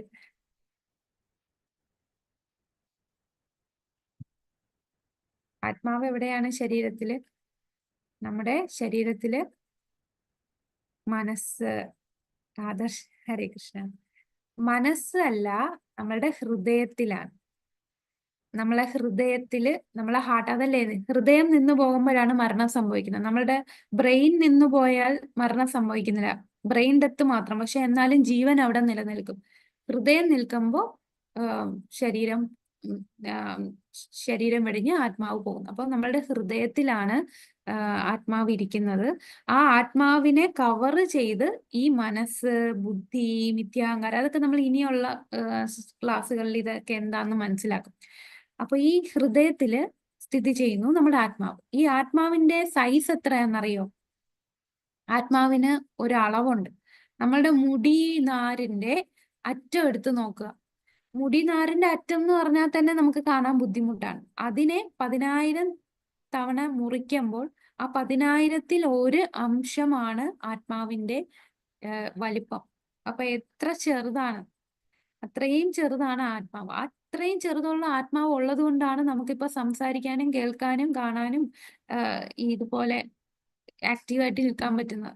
അത്രയും ചെറിയ ആത്മാവ് ഈ ശരീരത്തിന് പോയി കഴിഞ്ഞാൽ നമ്മളെ ഈ ശരീരം പിന്നെ ഉപയോഗശൂന്യമായി മാറും, ശരീരം നശിക്കുന്നു. അപ്പോ ആ ആത്മാവ് ഹൃദയത്തിൽ സ്ഥിതി ചെയ്യുന്നു. 10,000-ൽ ഒരു മുടിനാരിഴയുടെ 10,000-ൽ ഒരു അംശം, മുടിനാരിന്റെ അറ്റം 10,000-ൽ ഒന്നായിട്ട് മുറിക്കുമ്പോൾ എത്ര കിട്ടുന്നോ അത്രയുമാണ് ആത്മാവിന്റെ വലിപ്പം. അപ്പോ ആ ആത്മാവിനെ ആയുധം കൊണ്ട് മുറിക്കാനോ അഗ്നിക്ക് ദഹിപ്പിക്കാനോ വെള്ളത്തിന് നനയ്ക്കാനോ ശോഷിപ്പിക്കാനോ കഴിയുന്നില്ല. ജാതസ്യ ഹി ധ്രുവോ മൃത്യുർ ധ്രുവം ജന്മാമൃതസ്യ ച തസ്മാദപരിഹാര്യേർത്ഥേ നത്വം ശോചിതുമർഹസി. ജനിച്ചവന് മരണം നിശ്ചയമത്രേ, മരിച്ചവന് ജനനവും. അതിനാൽ തന്റെ അനിവാര്യമായ കർത്തവ്യ നിർവഹണത്തെ പറ്റി നീ വ്യസനിക്കേണ്ടതില്ല. എന്തായാലും ഇവരെല്ലാം മരിക്കും. മരിച്ചു കഴിഞ്ഞാൽ അടുത്ത വീണ്ടും ജനിക്കുകയും ചെയ്യും. അതുകൊണ്ട് നിന്റെ കർത്തവ്യ നിർവഹണത്തിൽ നീ സംശയിക്കേണ്ട ആവശ്യമില്ല. അപ്പം അർജുനൻ ആ അനുകമ്പ കാണിക്കുന്നതിനുള്ള ഉത്തരങ്ങളാണ് ഭഗവാൻ പറയുന്നത്. 11-ാമത്തെ ശ്ലോകം മുതൽ 30-ാമത്തെ ശ്ലോകം വരെ അനുകമ്പ, ഹൃദയ ദൗർബല്യത്തിനുള്ള ഉത്തരം പറയാണ്. നമ്മളെല്ലാം ആത്മാവാണ്. ഈ ആത്മാവ് ഈ ശരീരം വെടിഞ്ഞാൽ അടുത്ത ശരീരത്തിൽ കയറും. ഈ ആത്മാവിന് മരണമില്ല. ഇങ്ങനെ ഒരാൾ ജനിച്ചു കഴിഞ്ഞാൽ എന്തായാലും മരിക്കും. അപ്പം അർജുനന് മെയിനായിട്ട് യുദ്ധം ചെയ്യാനുള്ള മടി എന്താണ്? അവിടെ തന്റെ പിതാമഹനായ ഭീഷ്മർ നിൽക്കുന്നു, ദ്രോണാചാര്യർ നിൽക്കുന്നു. അപ്പം ഇവരെല്ലാം എന്തായാലും മരിക്കും. നീ ഇപ്പൊ യുദ്ധം ചെയ്തില്ലെങ്കിലും അവർ മരിക്കും. പിന്നെ ഈ ശരീരം വെടിയേണ്ടി വരും. അപ്പൊ എന്തായാലും ഈ ഒരു ഭൗതിക ലോകത്ത് ജന്മം എടുത്താൽ അവർ മരിക്കും. പക്ഷെ മരിച്ചത് കൊണ്ട് എല്ലാം തീർന്നില്ല. മരിച്ചു കഴിഞ്ഞാൽ വീണ്ടും ജനിക്കും. കാരണം ഈ ആത്മാവ് അടുത്ത ശരീരത്തിൽ വീണ്ടും സ്വീകരിക്കും. പിന്നെ ഈ ആത്മാവിന് ഒരിക്കലും മരണമില്ല. അപ്പോ അർജുനന്റെ ഈ അനുകമ്പയെ മുങ്ങിച്ചാവാൻ പോകുന്ന ഒരു വ്യക്തിയുടെ ഉടുപ്പിനെ രക്ഷിക്കുന്നതുമായിട്ടാണ് ഭഗവാൻ പറയുന്നത്. അപ്പൊ മുങ്ങി മരിക്കാൻ പോകുന്ന ഒരു വ്യക്തിയെ രക്ഷിക്കുന്ന എന്താണ്? അദ്ദേഹത്തിന്റെ ഉടുപ്പിനെ അല്ല രക്ഷിക്കേണ്ടത്, ആ വ്യക്തിയാണ് രക്ഷിക്കേണ്ടത്. അതായത് ഉടുപ്പ് എന്ന് പറയുന്നത് എന്താണ്? നമ്മളുടെ ഈ ശരീരമാണ് ഉടുപ്പായിട്ട് പറയുന്നത്. ആത്മാവിനെയാണ് രക്ഷിക്കേണ്ടത്, അല്ലാതെ ഈ ശരീരമല്ല. ഈ ശരീരം എന്തായാലും ജീർണിക്കും. ആ ആത്മാവിനെ നമ്മൾ രക്ഷിക്കണം. ദേഹി നിത്യമവധ്യോയം ദേഹേ സർവസ്യ ഭാരത തസ്മാത് സർവാണി ഭൂതാനി നത്വം ശോചിതുമർഹസി. ഏ ഭാരത, ദേഹത്തിൽ വസിക്കുന്ന സത്ത അനശ്വരനാണ്. അതിനെ കൊല്ലുവാൻ ആർക്കും സാധ്യമല്ല. അതുകൊണ്ട് ഏതൊരു ജീവനെ കുറിച്ചും നീ വ്യസനിക്കണ്ട. ഈ അനശ്വരൻ, ഒരിക്കലും മരണമില്ലാത്ത ഈ ആത്മാവിനെയാണ് ഈ ആത്മാവാണ് നമ്മൾ. അപ്പോ അതിനെ കൊല്ലാൻ ആർക്കും സാധിക്കില്ല. നീ അവരെ ആരെയും കൊല്ലുന്നില്ല അർജുന എന്ന് പറയാണ്. കാരണം അവരെല്ലാം ആത്മാവാണ്. അത് നിത്യനാണ്, അനശ്വരനാണ്. അതുകൊണ്ട് ഏത് ജീവനെ കുറിച്ചും വ്യസനിക്കേണ്ട. ശരീരം എന്ന് പറയുന്നത് എന്തായാലും ജനിച്ചാൽ ആ ശരീരം വെടിയേണ്ടി വരും. അപ്പൊ ആ മുങ്ങി മരിക്കാൻ പോകുന്ന ഒരുവന്റെ ഉടുപ്പിനെ രക്ഷിക്കുകയല്ല, ആ വ്യക്തിയാണ് രക്ഷിക്കേണ്ടത്. അപ്പൊ ആ ആത്മാവിനെയാണ് നമ്മൾ രക്ഷിക്കേണ്ട. ആത്മാവിനെ നീ കൊല്ലുന്നില്ല. കാരണം ആർക്കും അതിനെ കൊല്ലാൻ സാധിക്കില്ല. അപ്പൊ ഇത്രയും കാര്യങ്ങളാണ് അനുകമ്പയ്ക്ക് ഉത്തരമായിട്ട് ഭഗവാൻ പറയുന്നത്. ഇനി 37-ാമത്തെ ശ്ലോകത്തിൽ ഹതോ വാ പ്രാപ്സ്യസി സ്വർഗം ജിത്വാ വാ ഭോക്ഷ്യസേ മഹിം തസ്മാദുത്തിഷ്ഠ കൗന്ദേയ യുദ്ധായ കൃതനിശ്ചയ. രണ്ടാമത് എന്താണ് ഭഗവാന്റെ അടുത്ത് അർജുനൻ പറഞ്ഞ റീസൺ എന്താണ്? ഭൗതിക സുഖാനുഭവങ്ങൾ. എനിക്ക് എന്ത് സുഖം കിട്ടാനാണ് ഇങ്ങനൊരു യുദ്ധം ചെയ്തിട്ട്? അപ്പൊ ഭഗവാൻ പറയാണ്, യുദ്ധം ചെയ്യുമ്പോൾ ഒന്നെങ്കിൽ ജയിക്കും അല്ലെങ്കിൽ തോക്കും. നീ ജയിച്ചാലും കുഴപ്പമില്ല, തോറ്റാലും കുഴപ്പമില്ല. നീ ജയിക്കുകയാണെങ്കിൽ നിനക്ക് ഈ രാജ്യം ലഭിക്കുകയല്ലേ. അതാണ് ഭഗവാൻ പറയുന്നത്, കുന്തിപുത്ര, ഒന്നെങ്കിൽ നീ യുദ്ധത്തിൽ കൊല്ലപ്പെട്ട് സ്വർഗം പോകും, അല്ലെങ്കിൽ വിജയം നേടി സാമ്രാജ്യം ലഭിക്കും. അപ്പൊ ജയിക്കുവാണെങ്കിൽ ഈ സാമ്രാജ്യം മൊത്തം നിനക്ക് ലഭിക്കും. ഇനി അഥവാ നീ യുദ്ധത്തിൽ തോൽക്കുക എന്ന് പറഞ്ഞാൽ കൊല്ലപ്പെടുകയാണ്. അങ്ങനെ കൊല്ലപ്പെട്ടാലും കുഴപ്പമില്ല, കാരണം യുദ്ധത്തിൽ യോദ്ധാവായിട്ട് മരിക്കുന്ന വ്യക്തി സ്വർഗത്തിലേക്കാണ് പോകുന്നത്. നിനക്ക് സ്വർഗത്തിൽ എത്തിച്ചേരാൻ സാധിക്കും. ഏതായാലും ഉറച്ച തീരുമാനത്തോടെ ഉത്തിഷ്ഠ, അതായത് തസ്മാതുത്തിഷ്ഠ കൗന്ദേയ യുദ്ധായ കൃതനിശ്ചയ, നിശ്ചയമായിട്ട് നിശ്ചയദാർഢ്യത്തോടെ ഉറച്ച തീരുമാനത്തോടെ എഴുന്നേറ്റ് യുദ്ധം ചെയ്യൂ അർജുന എന്ന് പറയുന്നു. അപ്പൊ രണ്ടാമത് സുഖാനുഭവങ്ങൾക്ക് ഉത്തരം പറയുന്ന എന്താണ്? എന്താണ് സുഖം ഇല്ലാതിരിക്കുന്നത്? നീ ജയിച്ചാലും സുഖം കിട്ടും, തോറ്റാലും സുഖം കിട്ടും. ജയിക്കുവാണെങ്കിൽ എന്താ? ഈ സാമ്രാജ്യം ലഭിക്കും. തോക്കുവാണെങ്കിൽ എന്താ? നീ സ്വർഗത്ത് പോയി നിനക്ക് ആസ്വദിക്കാൻ സാധിക്കും. ഏതായാലും കുഴപ്പമില്ല, ഉറച്ച തീരുമാനത്തോടെ എഴുന്നേറ്റ് നിന്ന് യുദ്ധം ചെയ്യൂ അർജുന. സുഖദുഃഖേ സമേ കൃത്വാ ലാഭാലാഭൗ ഭജയാജയോ തതോ യുദ്ധായ യുജ്യസ്വ നൈവം പാപമവാപ്സ്യസി. അപ്പൊ ഇനി മൂന്നാമത് പറയുന്ന റീസൺ എന്തായിരുന്നു? അർജുനൻ പറഞ്ഞ പാപമല്ലേ ഞാൻ ഈ ചെയ്യുന്നത്. അപ്പൊ ഭഗവാൻ പറയുകയാണ്, യുദ്ധത്തിന് വേണ്ടി മാത്രം നീ യുദ്ധം ചെയ്യുക. ഫലം സന്തുഷ്ടിയോ സന്താപമോ നഷ്ടമോ ലാഭമോ ജയമോ തോൽവിയോ എന്നതിനെ കുറിച്ച് ഓർക്കരുത്, എന്നാൽ നിനക്ക് ഒരിക്കലും പാപമേൽക്കുകയില്ല. അപ്പൊ ഭഗവാൻ പറഞ്ഞു യുദ്ധം ചെയ്യാൻ. അപ്പൊ ഭഗവാൻ പറഞ്ഞത് കൊണ്ട് അവൻ എന്ത് ചെയ്താലും ആ പാപം അവനെ ഏൽക്കില്ല. എന്റെ ഡ്യൂട്ടി ഞാൻ ചെയ്യുന്നു, അതിൽ എന്ത് റിസൾട്ട് എനിക്ക് കിട്ടും, അതിൽ സന്തോഷമാണോ ദുഃഖമാണോ, എന്തെങ്കിലും നഷ്ടമാണോ ലാഭമാണോ, ജയിച്ചോ തോറ്റോ, ഇതിനെക്കുറിച്ചൊന്നും ഓർക്കരുത്. അപ്പൊ ഭഗവാൻ പറയുന്നതിൽ നമ്മൾ ഉറച്ചു നിൽക്കുക. അപ്പൊ നമുക്ക് മറ്റൊരു ഉദാഹരണം നോക്കാം. ഇപ്പോൾ ഹനുമാൻ ലങ്കയിൽ പോയി ലങ്കാദഹനം നടത്തി. അപ്പൊ ലങ്കാദഹനം ചെയ്യുമ്പോൾ ആൾക്കാർ പറയും, അയ്യോ ഒരുപാട് ആൾക്കാരെ കൊന്നില്ലേ ലങ്കയില്. പക്ഷെ അത് ഭഗവാന് വേണ്ടിയാണ് ഹനുമാൻ ആ ഒരു സേവ ചെയ്തത്. അതില് ഒരു നഷ്ടവും വരണില്ല, അതിലൊരു പാപവും സംഭവിക്കുന്നില്ല. പിന്നെ വിഭീഷണൻ രാവണനെ വിട്ട് രാമന്റെ അടുത്ത് സപ്പോർട്ട് ചെയ്തു. അതിന് ആസുര സ്വഭാവമുള്ള ആൾക്കാർ പറയുമ്പോൾ സ്വന്തം ചേട്ടനെ ചതിച്ചവനാണ് വിഭീഷണൻ. ചേട്ടനെ കൂടെ നിൽക്കാതെ രാമന്റെ കൂടെ പോയിരിക്കുന്നു എന്ന് പറയും. പക്ഷെ ആ വിഭീഷണൻ ചെയ്തതിൽ ഒരു പാപവുമില്ല. കാരണം വിഭീഷണൻ ധർമ്മത്തിന്റെ കൂടെയാണ്, ഭഗവാന് വേണ്ടിയാണ്, ഭഗവാന്റെ സപ്പോർട്ട് ചെയ്താണ് നിൽക്കുന്നത്. അപ്പൊ ഭഗവാന് വേണ്ടി ചെയ്യുമ്പോൾ, ഭഗവാന്റെ ഭക്തിയുത സേവനം ചെയ്യുമ്പോൾ അതില് പാപം ഏൽക്കുന്നില്ല. അതാണ് ഇപ്പൊ അർജുനൻ എന്താണ് ഭഗവാൻ പറയുന്നു, നീ എണീറ്റ് യുദ്ധം ചെയ്യൂ. അപ്പൊ യുദ്ധം ചെയ്യാൻ ഭഗവാൻ സമ്മതിച്ചതാണ്. അത് ചെയ്യുമ്പോ അതിൽ നിനക്ക് പാപം വരില്ല. കാരണം അതുകൊണ്ട് ഇതിന്റെ റിസൾട്ട് നീ നോക്കണ്ട. ഞാൻ യുദ്ധം ചെയ്താൽ ജയിക്കുമോ തോൽക്കുവോ, എനിക്ക് എന്ത് ലാഭം കിട്ടും, എന്ത് നഷ്ടം കിട്ടും. അപ്പൊ നമ്മൾ എല്ലാവരും എന്ത് കാര്യം ചെയ്യുമ്പോഴും എനിക്ക് എന്ത് കിട്ടും, ഇതിൽ നിന്ന് ഇതിന്റെ കോൺസിക്വൻസ് എന്താണ്, എനിക്ക് എന്തെങ്കിലും കിട്ടുമോ എന്ന് നോക്കിയാണ് ഓരോ പ്രവൃത്തിയും ചെയ്യുന്നത്. എന്നാൽ ഭഗവാന് വേണ്ടി ചെയ്യുമ്പോൾ നമ്മളത് ഭഗവാനെ പ്രീതിപ്പെടുത്താൻ വേണ്ടി ഞാൻ ചെയ്യുന്നു, അതിൽ എന്താണ് റിസൾട്ട് എന്ന് ചിന്തിക്കുന്നില്ല. അങ്ങനാണെങ്കിൽ നിനക്കൊരിക്കലും പാപം ഏൽക്കില്ല. ഇത് പ്രധാനപ്പെട്ട ശ്ലോകം. നേഹാഭിക്രമനാശോസ്തി പ്രത്യവായോ ന വിദ്യത്തെ സ്വൽപമഭ്യസ്യ ധർമ്മസ്യ ത്രായതേ മഹതോ ഭയാത്. ഈ ഒരു ഉദ്യമത്തിന്, അതായത് നമ്മൾ ഭഗവാന് വേണ്ടി ചെയ്യുന്ന ഭക്തിയുത സേവനം ചെയ്യുകയാണെങ്കിൽ അതില് സ്വൽപ്പമെങ്കിലും ചെറുതായിട്ടെങ്കിലും നമ്മൾ ഭക്തിയുത സേവനം ചെയ്താൽ അതില് മഹാഭയത്തിൽ നിന്ന് നമ്മൾ രക്ഷിക്കും. ഇതിൽ ലാഭമോ നഷ്ടമോ ഇതിലില്ല. ഇതിൽ ചെറിയൊരു മുന്നേറ്റം ചെയ്താലും മഹാഭയങ്ങളിൽ നിന്ന് നമ്മളെ രക്ഷിക്കുകയാണ്. അപ്പോ നമ്മളിപ്പോ എന്താണ് ചെയ്യുന്നത്? ഈ 1 മണിക്കൂർ നമ്മൾ ഭഗവാനെ കുറിച്ച് കേൾക്കുകയാണ്. അതൊരു ഭഗവാന് വേണ്ടി, ഭഗവാന്റെ കാര്യങ്ങൾ കേൾക്കുകയാണ്. ആ പരമദിവ്യോത്തമ പുരുഷനാണ് ഭഗവാൻ, പരാശര മുനി. അപ്പൊ അത് നമുക്ക് സംശയം തോന്നും, അതെന്താ കൃഷ്ണനാണോ പരമദിവ്യോത്തമ പുരുഷൻ? ബാക്കിയുള്ള ദേവീദേവന്മാർ ആരൊക്കെയാണ്? അത് നമ്മൾ ഇനി വരുന്ന ക്ലാസ്സിൽ മനസ്സിലാവും, മറ്റ് ദേവീദേവന്മാരുമായിട്ടുള്ള ബന്ധം എന്താണ് എന്നുള്ളത്.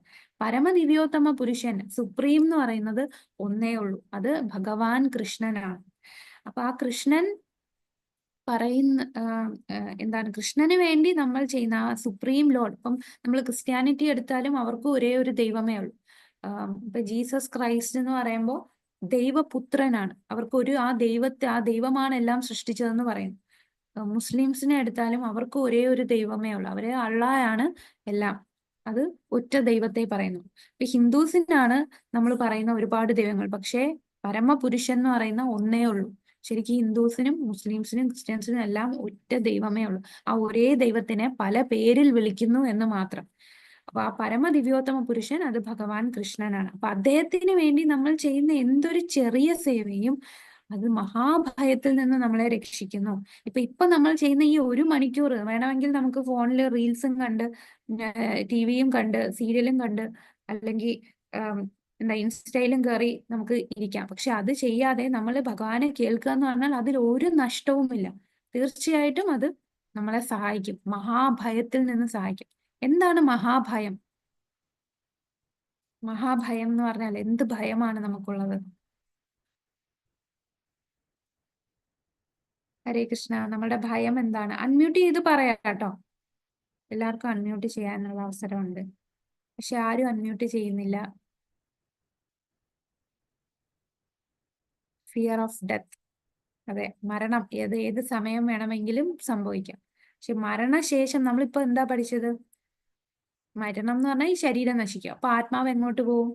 മറ്റൊരു ശരീരത്തിൽ പോകും. ഈ പോകുന്ന മറ്റ് ശരീരം ഒരു ഗ്യാരണ്ടി ഇല്ല നമുക്ക് അടുത്തത് മനുഷ്യ ശരീരം കിട്ടും എന്നുള്ളത്.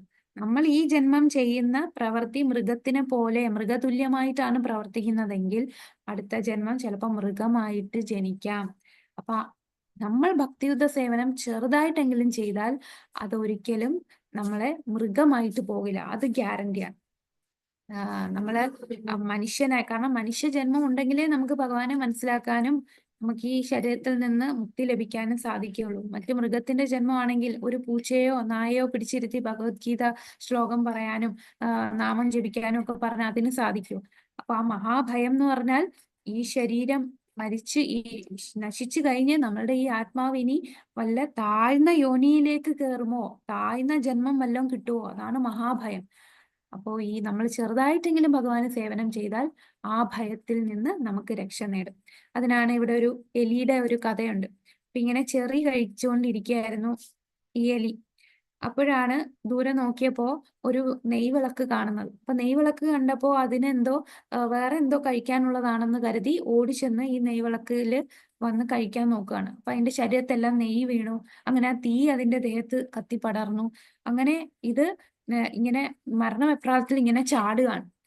അപ്പോ ശരിക്കും ഈ വിളക്ക് ഭഗവാന്റെ വിഗ്രഹത്തിന് മുമ്പിൽ ഇരുന്ന വിളക്കാണ്. അപ്പൊ ഭഗവാന്റെ വിഗ്രഹത്തിൽ നിന്ന് ഈ വിളക്കിലെ തീ അതിന്റെ ശരീരത്തേറ്റ് അതിങ്ങനെ ചാടിയപ്പോൾ ഭഗവാൻ അതെന്തായിട്ട് എടുത്തു? തന്നെ ആരതി ചെയ്യുന്നതായിട്ട് എടുത്തു. ആ ശരീരം വെടിഞ്ഞ് ഈ എലി ആയിരുന്ന എലിയുടെ ശരീരത്തായിരുന്ന ആത്മാവ് നേരെ ഭഗവത് ധാമത്തിലേക്കാണ് പോയത്. അപ്പൊ ആ ചെറിയൊരു സേവ അതുപോലും അറിയാതെ അത് കഴിച്ചതാണ്. ആ നെയ്യ് കഴിച്ച് അതിന്റെ ശരീരം കത്തിയതാണ്. പക്ഷെ അതിനെന്താണ് ഇനി എത്ര ജന്മം എടുത്താലായിരിക്കും അതിന് മനുഷ്യ ശരീരം കിട്ടുക? ഇനി മനുഷ്യ ശരീരം കിട്ടിയാൽ തന്നെ എത്രമാത്രം ജന്മം എടുക്കും നമ്മൾ ഈ ഒരു ഭക്തിയുത സേവനം പൂർത്തീകരിക്കാൻ? പക്ഷെ ആ ഒരു എലി ചെയ്ത ആ ഒരു ചെറിയ ഉദ്യമം കൊണ്ട് അതിന് ആ ശരീരം വിട്ട് ഉടനെ ഭഗവത് ധാമത്തിൽ പോകാൻ സാധിച്ചു. അതാണ് നമ്മൾ ഈ ചെയ്യുന്നത് ഒന്നും നഷ്ടമല്ല. ഭഗവാനെ കുറിച്ച് നമ്മൾ കേൾക്കുകയാണ്. അത് നമ്മളെ മഹാഭയത്തിൽ നിന്ന് രക്ഷിക്കും. വ്യവസായാത്മിക ബുദ്ധിരേഖേഹ കുരുനന്ദന ബഹുശാഖാഹ്യനന്ദശ്ച ബുദ്ധയോ വ്യവസായിനാം അവ്യവസായിനാം. ഇത് ഈ ഒരു ശ്ലോകം അർജുനൻ പറയുന്ന 5-മത്തെ റീസൺ ഉണ്ടല്ലോ. എന്താണ് 5-മത്തെ റീസൺ പറയുന്നത്? തീരുമാനം എടുക്കാനാകാത്ത അവസ്ഥ. അപ്പൊ അതിന് ഭഗവാൻ പറയുന്ന ഉത്തരം, ഈ ഭക്തിയുത സേവനം ചെയ്തു പോകുന്നവർ നിശ്ചയദാർഢ്യമുള്ളവരാണ്. അവർക്ക് ഒരേ ഒരു ലക്ഷ്യമേ ഉള്ളൂ. ഗുരുനന്ദന, ദൃഢനിശ്ചയമില്ലാത്തവരുടെ ബുദ്ധിയാകട്ടെ പല ശാഖകളോട് കൂടിയതാണ്. അപ്പൊ ദൃഢനിശ്ചയത്തോടു കൂടി നീ ഭഗവാനെ സേവിക്കൂ. ഭഗവാൻ എന്തു പറഞ്ഞു അത് നീ ചെയ്യുക. ദൃഢനിശ്ചയത്തോടു കൂടി പോവുക. അപ്പൊ ഈ ദൃഢനിശ്ചയം, നിശ്ചയദാർഢ്യം, ഒറ്റ ലക്ഷ്യം, ഒരേ ഒരു ലക്ഷ്യം, അത് ഭഗവാനെ സേവിക്കുക എന്നുള്ള ആ ഒരു ലക്ഷ്യത്തിൽ നീ മുന്നോട്ട് പോവുക. മറ്റു പല ചിന്തകൾ വരുമ്പോ അത് അവരുടെ ബുദ്ധി ദൃഢനിശ്ചയം ഇല്ലാത്തതാണ്. അതായത് one thing at A time. നമ്മൾ ചെയ്യുമ്പോൾ ആ ഒരു കാര്യം മാത്രം ചെയ്യുക.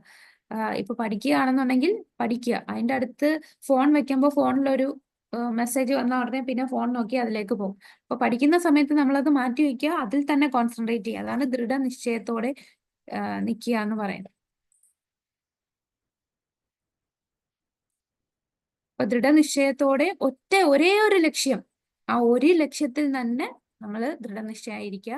മറ്റു പല പല ലക്ഷ്യങ്ങൾ വന്നാൽ ആ ബുദ്ധി പല ശാഖകളോട് കൂടിയതാണ്, അവിടെ ദൃഢനിശ്ചയം വരുന്നില്ല.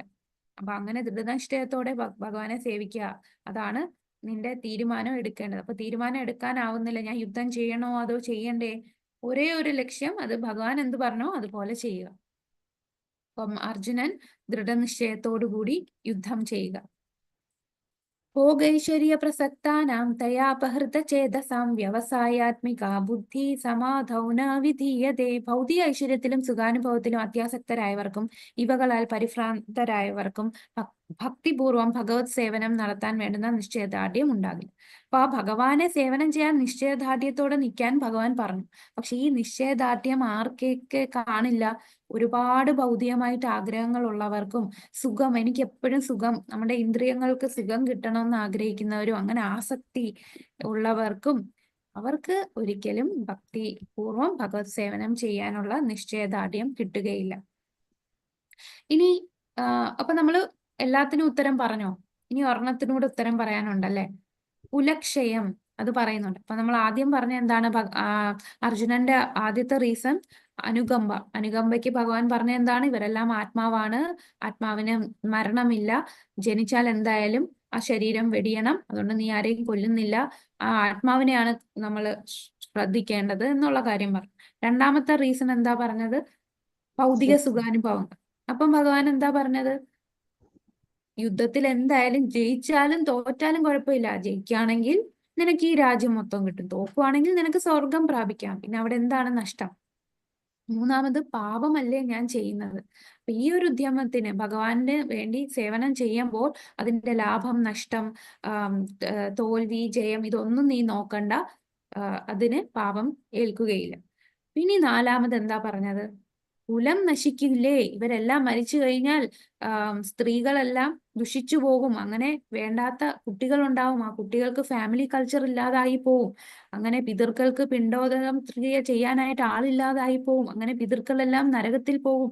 അപ്പൊ അങ്ങനെ ഒരു വലിയ കുലനാശം നല്ല സംഭവിക്കില്ലേ എന്ന് അർജുനൻ പറയുമ്പോൾ അതിനുത്തരമായിട്ട് ഭഗവാൻ പറയുന്നത്, അർജുന, നീ യുദ്ധം ചെയ്യാതിരിക്കുമ്പോഴാണ് കുലം നശിച്ചു പോകുന്നത്.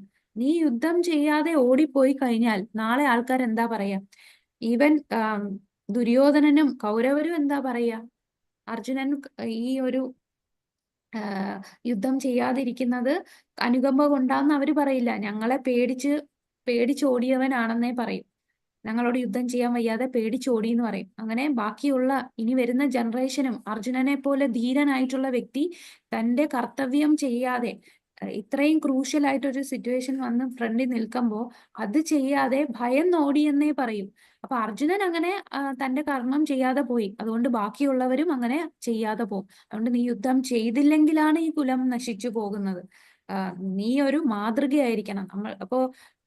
നമ്മളൊരു കാരണം അത്രയും യുദ്ധത്തിന്റെ ആ മൂർധന്യാവസ്ഥയിൽ നിൽക്കുകയാണ്. യുദ്ധം ചെയ്യാനായിട്ട് രണ്ടു കൂട്ടരും ശംഖെല്ലാം ഊതി കഴിഞ്ഞു.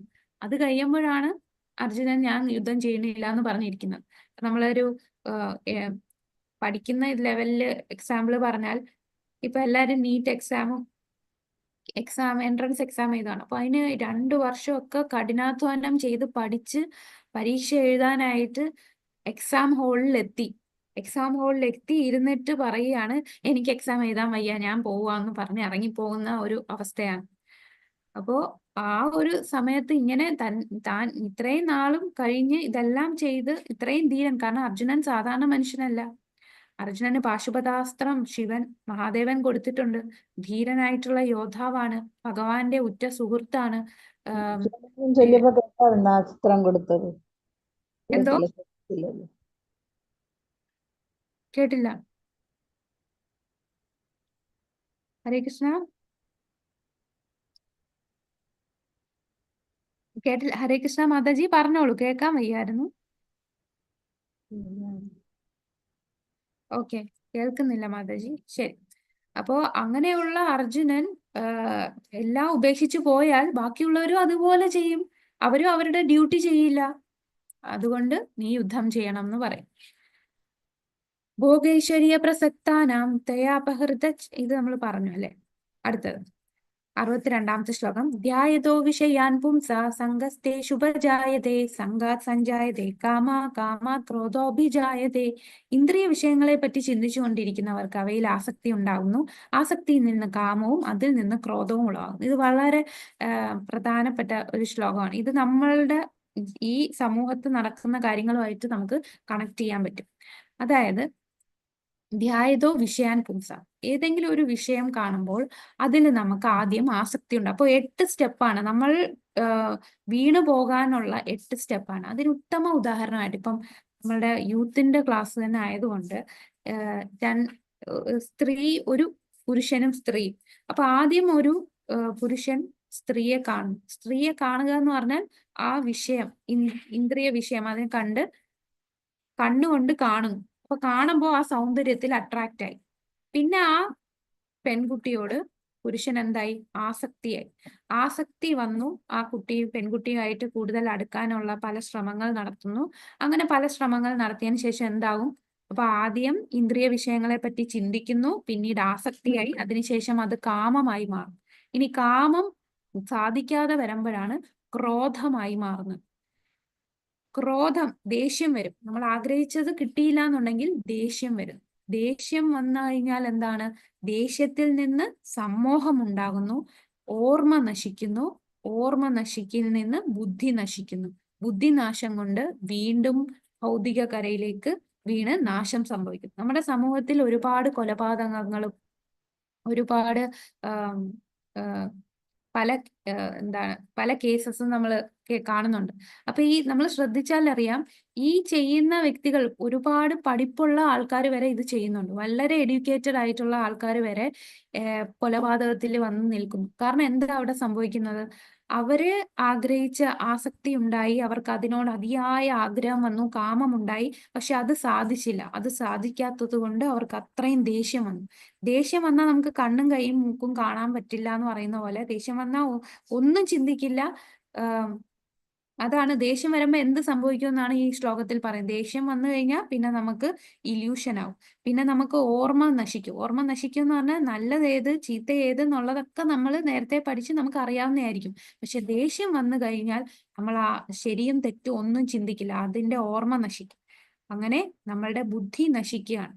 ശരിയും തെറ്റും മറന്നുപോയി നമ്മളുടെ ബുദ്ധി തന്നെ നശിച്ച് നമ്മൾ ആ പാപം ചെയ്യുകയാണ്. ഈ കൊലപാതകം ചെയ്യുന്നവര് ആ ദേഷ്യത്തിൽ നിന്ന്, ദേഷ്യം വരാനുള്ള കാരണം എന്താണ്? ഞാൻ ആഗ്രഹിച്ച സാധനം കിട്ടിയില്ല. ആഗ്രഹിച്ച സാധനത്തിലോട്ടുള്ള ആസക്തി എവിടെ നിന്നാണ് തുടങ്ങുന്നത്? ആദ്യം ഇന്ദ്രിയങ്ങൾ കൊണ്ട്, ഇന്ദ്രിയ വിഷയങ്ങളെ കുറിച്ച് ചിന്തിക്കുന്നു. എനിക്കത് വേണം. അപ്പൊ ആദ്യം എന്താണ്? ഒരു കാണാം, ചിലര് പണത്തിന് വേണ്ടിയായിരിക്കും. ആ പണം ഒരുപാട്, എനിക്കും പണം വേണം, പണം വേണമെന്ന് ആഗ്രഹിച്ചു, അതിൽ ആസക്തിയായി, അതിൽ കാമമായി. പക്ഷെ ആഗ്രഹിച്ച പൈസ കിട്ടിയില്ല. അപ്പൊ പൈസയ്ക്ക് വേണ്ടി ഒരുപാട് കൊലപാതകം നടക്കുന്നു. എന്തുകൊണ്ടാണ്? ആഗ്രഹിച്ച പൈസ കിട്ടിയില്ല, ദേഷ്യം വന്നു, പിന്നെ മുമ്പും പിന്നെ ഒന്നും നോക്കുന്നില്ല, ബുദ്ധി നശിച്ചു, അവൻ പാപം ചെയ്യുകയാണ്. അങ്ങനെ ബുദ്ധി നശിച്ചാൽ വീണ്ടും ഭൗതിക കാര്യത്തിലേക്ക് വീഴുന്നു. രാഗദ്വേഷ വിമുക്തൈസ്തു വിഷയാനിന്ദ്രിയൈശ്ചരൻ ആത്മവൈശ്യർവിധേയാത്മാ പ്രസാദമധിഗച്ഛതി. രാഗദ്വേഷങ്ങളിൽ നിന്ന് വിമുക്തനായി സ്വാതന്ത്ര്യത്തിന് വേണ്ടിയുള്ള നിബന്ധനകൾ വഴി ഇന്ദ്രിയങ്ങളെ നിയന്ത്രിക്കുന്ന ഒരു വ്യക്തിക്ക് ഭഗവാനെ പൂർണ്ണ കാരുണ്യം ലഭിക്കും. അപ്പൊ നമ്മളിങ്ങനെ ഇന്ദ്രിയങ്ങളെ തോന്നിയ പോലെ വിട്ടാൽ ഭഗവാന്റെ കാരുണ്യം ലഭിക്കില്ല. നമ്മളുടെ ഈ കാമവും ക്രോധവും ഇതെല്ലാത്തിൽ നിന്നും മുക്തനായാൽ മാത്രമേ, ഇന്ദ്രിയങ്ങളെ കൺട്രോൾ ചെയ്താൽ മാത്രമേ ഭഗവാന്റെ കാരുണ്യം ലഭിക്കുകയുള്ളൂ. നാസ്തി ബുദ്ധിരയുക്തസ്യ ന ചായുക്തസ്യ ഭാവന ന ചാഭാവയഥാ ശാന്തി രശാന്തസ്യ കുതസുഖം. പരമപുരുഷനുമായി ബന്ധപ്പെടാത്തവന് ദിവ്യബുദ്ധിയോ ഉറച്ച മനസ്സോ ലഭിക്കില്ല. അതില്ലാതെ സമാധാനം കൈവരിക്കാൻ സാധ്യമല്ല. സമാധാനമില്ലെങ്കിൽ സുഖം എവിടെ? അപ്പൊ ഭഗവാനുമായിട്ട് ബന്ധം സ്ഥാപിച്ചാൽ മാത്രമേ നമ്മളുടെ മനസ്സിനെയും ബുദ്ധിയെയൊക്കെ നമുക്ക് നിയന്ത്രിക്കാൻ പറ്റൂ. അല്ലാതെ നമുക്ക് ഒരിക്കലും സമാധാനം ലഭിക്കില്ല. തസ്മാധസ്യ മഹാബാഹോ നിഗ്രഹീത്രാണി സർവശ ഇന്ദ്രിയാണീന്ദ്രിയാർത്ഥേഭ്യസ്തസ്യ പ്രജ്ഞാ പ്രതിഷ്ഠത. അതുകൊണ്ട് കൈക്കരുത്തുള്ളവനെ, ഇന്ദ്രിയങ്ങളെ അവയുടെ വിഷയങ്ങളിൽ നിന്ന് പിന്മാറ്റാൻ കഴിവുള്ള ആളാണ് സ്ഥിതപ്രജ്ഞൻ. സ്ഥിതപ്രജ്ഞൻ എന്ന് പറയുന്ന വ്യക്തി എങ്ങനെയുള്ള വ്യക്തിയായിരിക്കും? ഇന്ദ്രിയങ്ങളെ നിയന്ത്രിച്ച് മറ്റു വിഷയങ്ങളിൽ ഒന്നും പോകാതെ ഒരു ആമയെ പോലെയാണ്. ആമ എങ്ങനെയാണ് ചെയ്യുന്നത്? ആമയുടെ അടുത്ത് ആരെങ്കിലും പോയാൽ ഉടനെ അതിന്റെ കൈയും കാലും എല്ലാം അകത്തേക്ക് ഉൾവലിക്കും. അപ്പൊ അതുപോലെ നമ്മളുടെ ഇന്ദ്രിയങ്ങൾക്ക് അട്രാക്ട് ചെയ്യിക്കുന്ന എന്തെങ്കിലും വസ്തു നമ്മളുടെ മുമ്പിൽ വന്നാൽ നമ്മൾ ആ ഇന്ദ്രിയങ്ങളെ പിൻവലിച്ച് ആ വിഷയത്തിൽ നിന്ന് പിന്മാറണം. അതുകൊണ്ട് അങ്ങനെയുള്ള വ്യക്തി അവരുടെ ദൃഢനിശ്ചയത്തോടെ ഭഗവത് സേവനമായിരിക്കും അവരുടെ ലക്ഷ്യം. മറ്റ് ഇന്ദ്രിയങ്ങളുടെ കാര്യങ്ങളിൽ പോയാൽ നേരത്തെ പറഞ്ഞ പോലെ നമ്മൾ താഴേക്ക് വീഴും. അതിൽ പിന്നെ ആസക്തിയാകും, കാമമാകും, ക്രോധമാകും, പിന്നെ സമ്മോഹം, ഓർമ്മ നശിക്കും, ബുദ്ധിനാശം, ഇതെല്ലാം ഉണ്ടാവും. അതുകൊണ്ട് സ്ഥിതപ്രജ്ഞനായ ഒരു വ്യക്തി നമ്മളെ അജിറ്റേറ്റ് ചെയ്യുന്ന, നമ്മളെ സെൻസിനെ അജിറ്റേറ്റ് ചെയ്യുന്ന എന്തെങ്കിലും വസ്തു ഉണ്ടെങ്കിൽ അതിൽ നിന്ന് പിന്മാറണം. അതിൽ നിന്ന് പിന്മാറാൻ കഴിവുള്ള വ്യക്തിയാണ് സ്ഥിതപ്രജ്ഞ. അത് അത്ര എളുപ്പമല്ല, പറയുമ്പോൾ വളരെ എളുപ്പമാണ്. ഇത് എളുപ്പമാക്കാം. എങ്ങനെ? നമ്മളുടെ ഇന്ദ്രിയങ്ങളെ ഭഗവത് സേവനത്തിൽ മുഴുകിയിരിക്കുക. നമുക്ക് എം ടി ആയിട്ട് ഇരുന്നാൽ നമ്മളെ ഐഡിൽ മൈൻഡ് ഡെവിൾസ് വർക്ക്ഷോപ്പാണ്. നമ്മൾ പലതും ചിന്തിച്ചു കൂട്ടും. ചുമ്മാ അതിൽ നിന്ന് മാറി വെറുതെ നിൽക്കാൻ പറ്റില്ല. എപ്പോഴും എന്തിലേലും എൻഗേജ് ചെയ്യിപ്പിക്കുക. എന്തിൽ എൻഗേജ് ചെയ്യിക്കണം? ഭഗവത് സേവനത്തിൽ എൻഗേജ് ചെയ്യുക. അപ്പൊ മറ്റുള്ള കാര്യങ്ങളൊന്നും നമ്മൾ പോവില്ല. ഇന്ദ്രിയങ്ങളെ കൃഷ്ണന്റെ അതീന്ദ്രിയ സേവനത്തിൽ നിയോഗിക്കുക അഥവാ കൃഷ്ണാബോധത്തിൽ മുഴുകുക വഴി മാത്രമേ ഒരാൾക്ക് ഇന്ദ്രിയ സുഖാന്വേഷം നിയന്ത്രിക്കാൻ കഴിയൂ. ശത്രുക്കളെ ഒതുക്കുന്നത് കൂടുതൽ ശക്തി കൊണ്ടാണല്ലോ. അല്ലാതെ ചില ആൾക്കാരുണ്ട്, ഞാൻ ഒന്നും ചെയ്യില്ല, ഞാൻ മാറി നിൽക്കും. ഒന്നും ചെയ്യാതെ നിൽക്കുന്നത് അതും ഡേഞ്ചറാണ്. വെറുതെ ചുമ്മാതിരിക്കുമ്പോഴാണ് നമുക്ക് അനാവശ്യ ചിന്തകൾ വരുന്നത്. അതുകൊണ്ട് ചിന്തകളും നമ്മളുടെ പ്രവൃത്തിയും എല്ലാം ഭക്തിയുത ഭഗവാന്റെ സേവനത്തിന് വേണ്ടി മുഴുകുക. അപ്പോ മറ്റു ചിന്തകൾ നമുക്ക് വരില്ല. കാരണം നമുക്ക് അതൊന്നും ചിന്തിക്കാൻ പിന്നെ സമയം കിട്ടില്ല. നമ്മൾ ഫുൾ ടൈം ഭഗവത് സേവനത്തിലായിരിക്കും. ഇന്ദ്രിയങ്ങളെ മനുഷ്യ പ്രയത്നം കൊണ്ട് ഒതുക്കാനാവില്ല. അവയെ ഭഗവത് സേവനത്തിൽ എപ്പോഴും ഏർപ്പെടുത്തുക മാത്രമാണ് ഉപായം. അല്ലാതെ വേറെ ഒരു വഴിയുമില്ല. പ്രത്യേകിച്ച് കലിയുഗത്തില് നമുക്ക് വേറെ ഒരു വഴിയിലൂടെയും ഭഗവാന്റെ സേവനത്തിൽ മുഴുകുക അല്ലാതെ നമ്മുടെ ഇന്ദ്രിയങ്ങളെ നിയന്ത്രിക്കാൻ സാധിക്കില്ല. കൃഷ്ണാബോധം കൊണ്ടുവേണം സ്ഥിതപ്രജ്ഞനാകാനെന്നും വിശ്വാസ്യനായ ഒരു ആധ്യാത്മിക ഗുരുവിന്റെ മേൽനോട്ടത്തിൽ പരിശീലിക്കേണ്ടതാണ് ഈ കലയെന്നും അറിയുന്ന ഒരാൾ സാധകൻ അല്ലെങ്കിൽ മുക്തിക്ക് യോഗ്യനായവൻ എന്ന് വിളിക്കപ്പെടുന്നു. അപ്പൊ കൃഷ്ണാബോധം, അതായത് ഇപ്പൊ നമ്മൾ ചെയ്യുന്ന കൃഷ്ണാബോധമാണ്. ഭഗവാനെ കുറിച്ച് കേൾക്കുകയാണ്, ഭഗവാനെ കുറിച്ച് പറയുകയാണ്, ഭഗവാൻ പറഞ്ഞ ആ ഭഗവത്ഗീത കേൾക്കുകയാണ്. അപ്പൊ ഈ സമയം നമ്മൾ വേറൊന്നും ചിന്തിക്കുന്നില്ല, ഭഗവാനെ കുറിച്ച് തന്നെ ചിന്തിക്കുന്നത് കൊണ്ട് നമ്മളുടെ മനസ്സും ഇന്ദ്രിയങ്ങളും ഒക്കെ ഇപ്പം നിയന്ത്രിച്ചുകൊണ്ടിരിക്കുകയാണ്. അങ്ങനെ സദാസമയം നമ്മള് നമ്മളുടെ ഇന്ദ്രിയവും മനസ്സും എല്ലാം നിയന്ത്രിക്കണം. അതെങ്ങനെയാണ്, അതിന്റെ പ്രോസസ് എങ്ങനെയാണ് എന്നുള്ള നമുക്ക് അടുത്ത ക്ലാസ്സിൽ കാണാം. ഹരേ കൃഷ്ണ കൃഷ്ണ കൃഷ്ണ ഹരേ ഹരേ, ഹരേ രാമ രാമ രാമ ഹരേ ഹരേ, ഹരേ കൃഷ്ണ കൃഷ്ണ കൃഷ്ണ ഹരേ ഹരേ, ഹരേ രാമ രാമ രാമ ഹരേ ഹരേ, ഹരേ കൃഷ്ണ കൃഷ്ണ കൃഷ്ണ ഹരേ ഹരേ, ഹരേ രാമ രാമ രാമ ഹരേ. ഹരേ കൃഷ്ണ.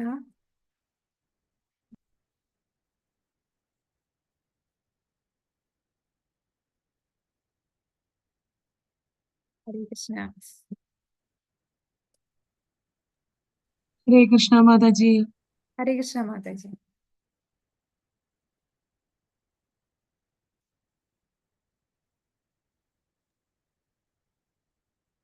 ഹരേ കൃഷ്ണ. അപ്പൊ വേറെ സംശയം വല്ലതും ഉണ്ടെങ്കിൽ ചോദിക്കാം, ഇല്ലെങ്കിൽ നമുക്ക് ഇന്നത്തെ ക്ലാസ് ഇവിടെ ശരിക്കും. താങ്ക് യു മാതാജി. ഹരേ കൃഷ്ണ. ഹരേ കൃഷ്ണ. ഹരേ കൃഷ്ണ. ഹരേ കൃഷ്ണ. വാഞ്ചാകൽപതരുഭ്യശ്ച കൃപാസിന്ധുഭ്യ ഏവ ച പതിതാനാം പാവനേഭ്യോ വൈഷ്ണവേഭ്യോ നമോ നമഃ. അനന്തകോടി വൈഷ്ണവ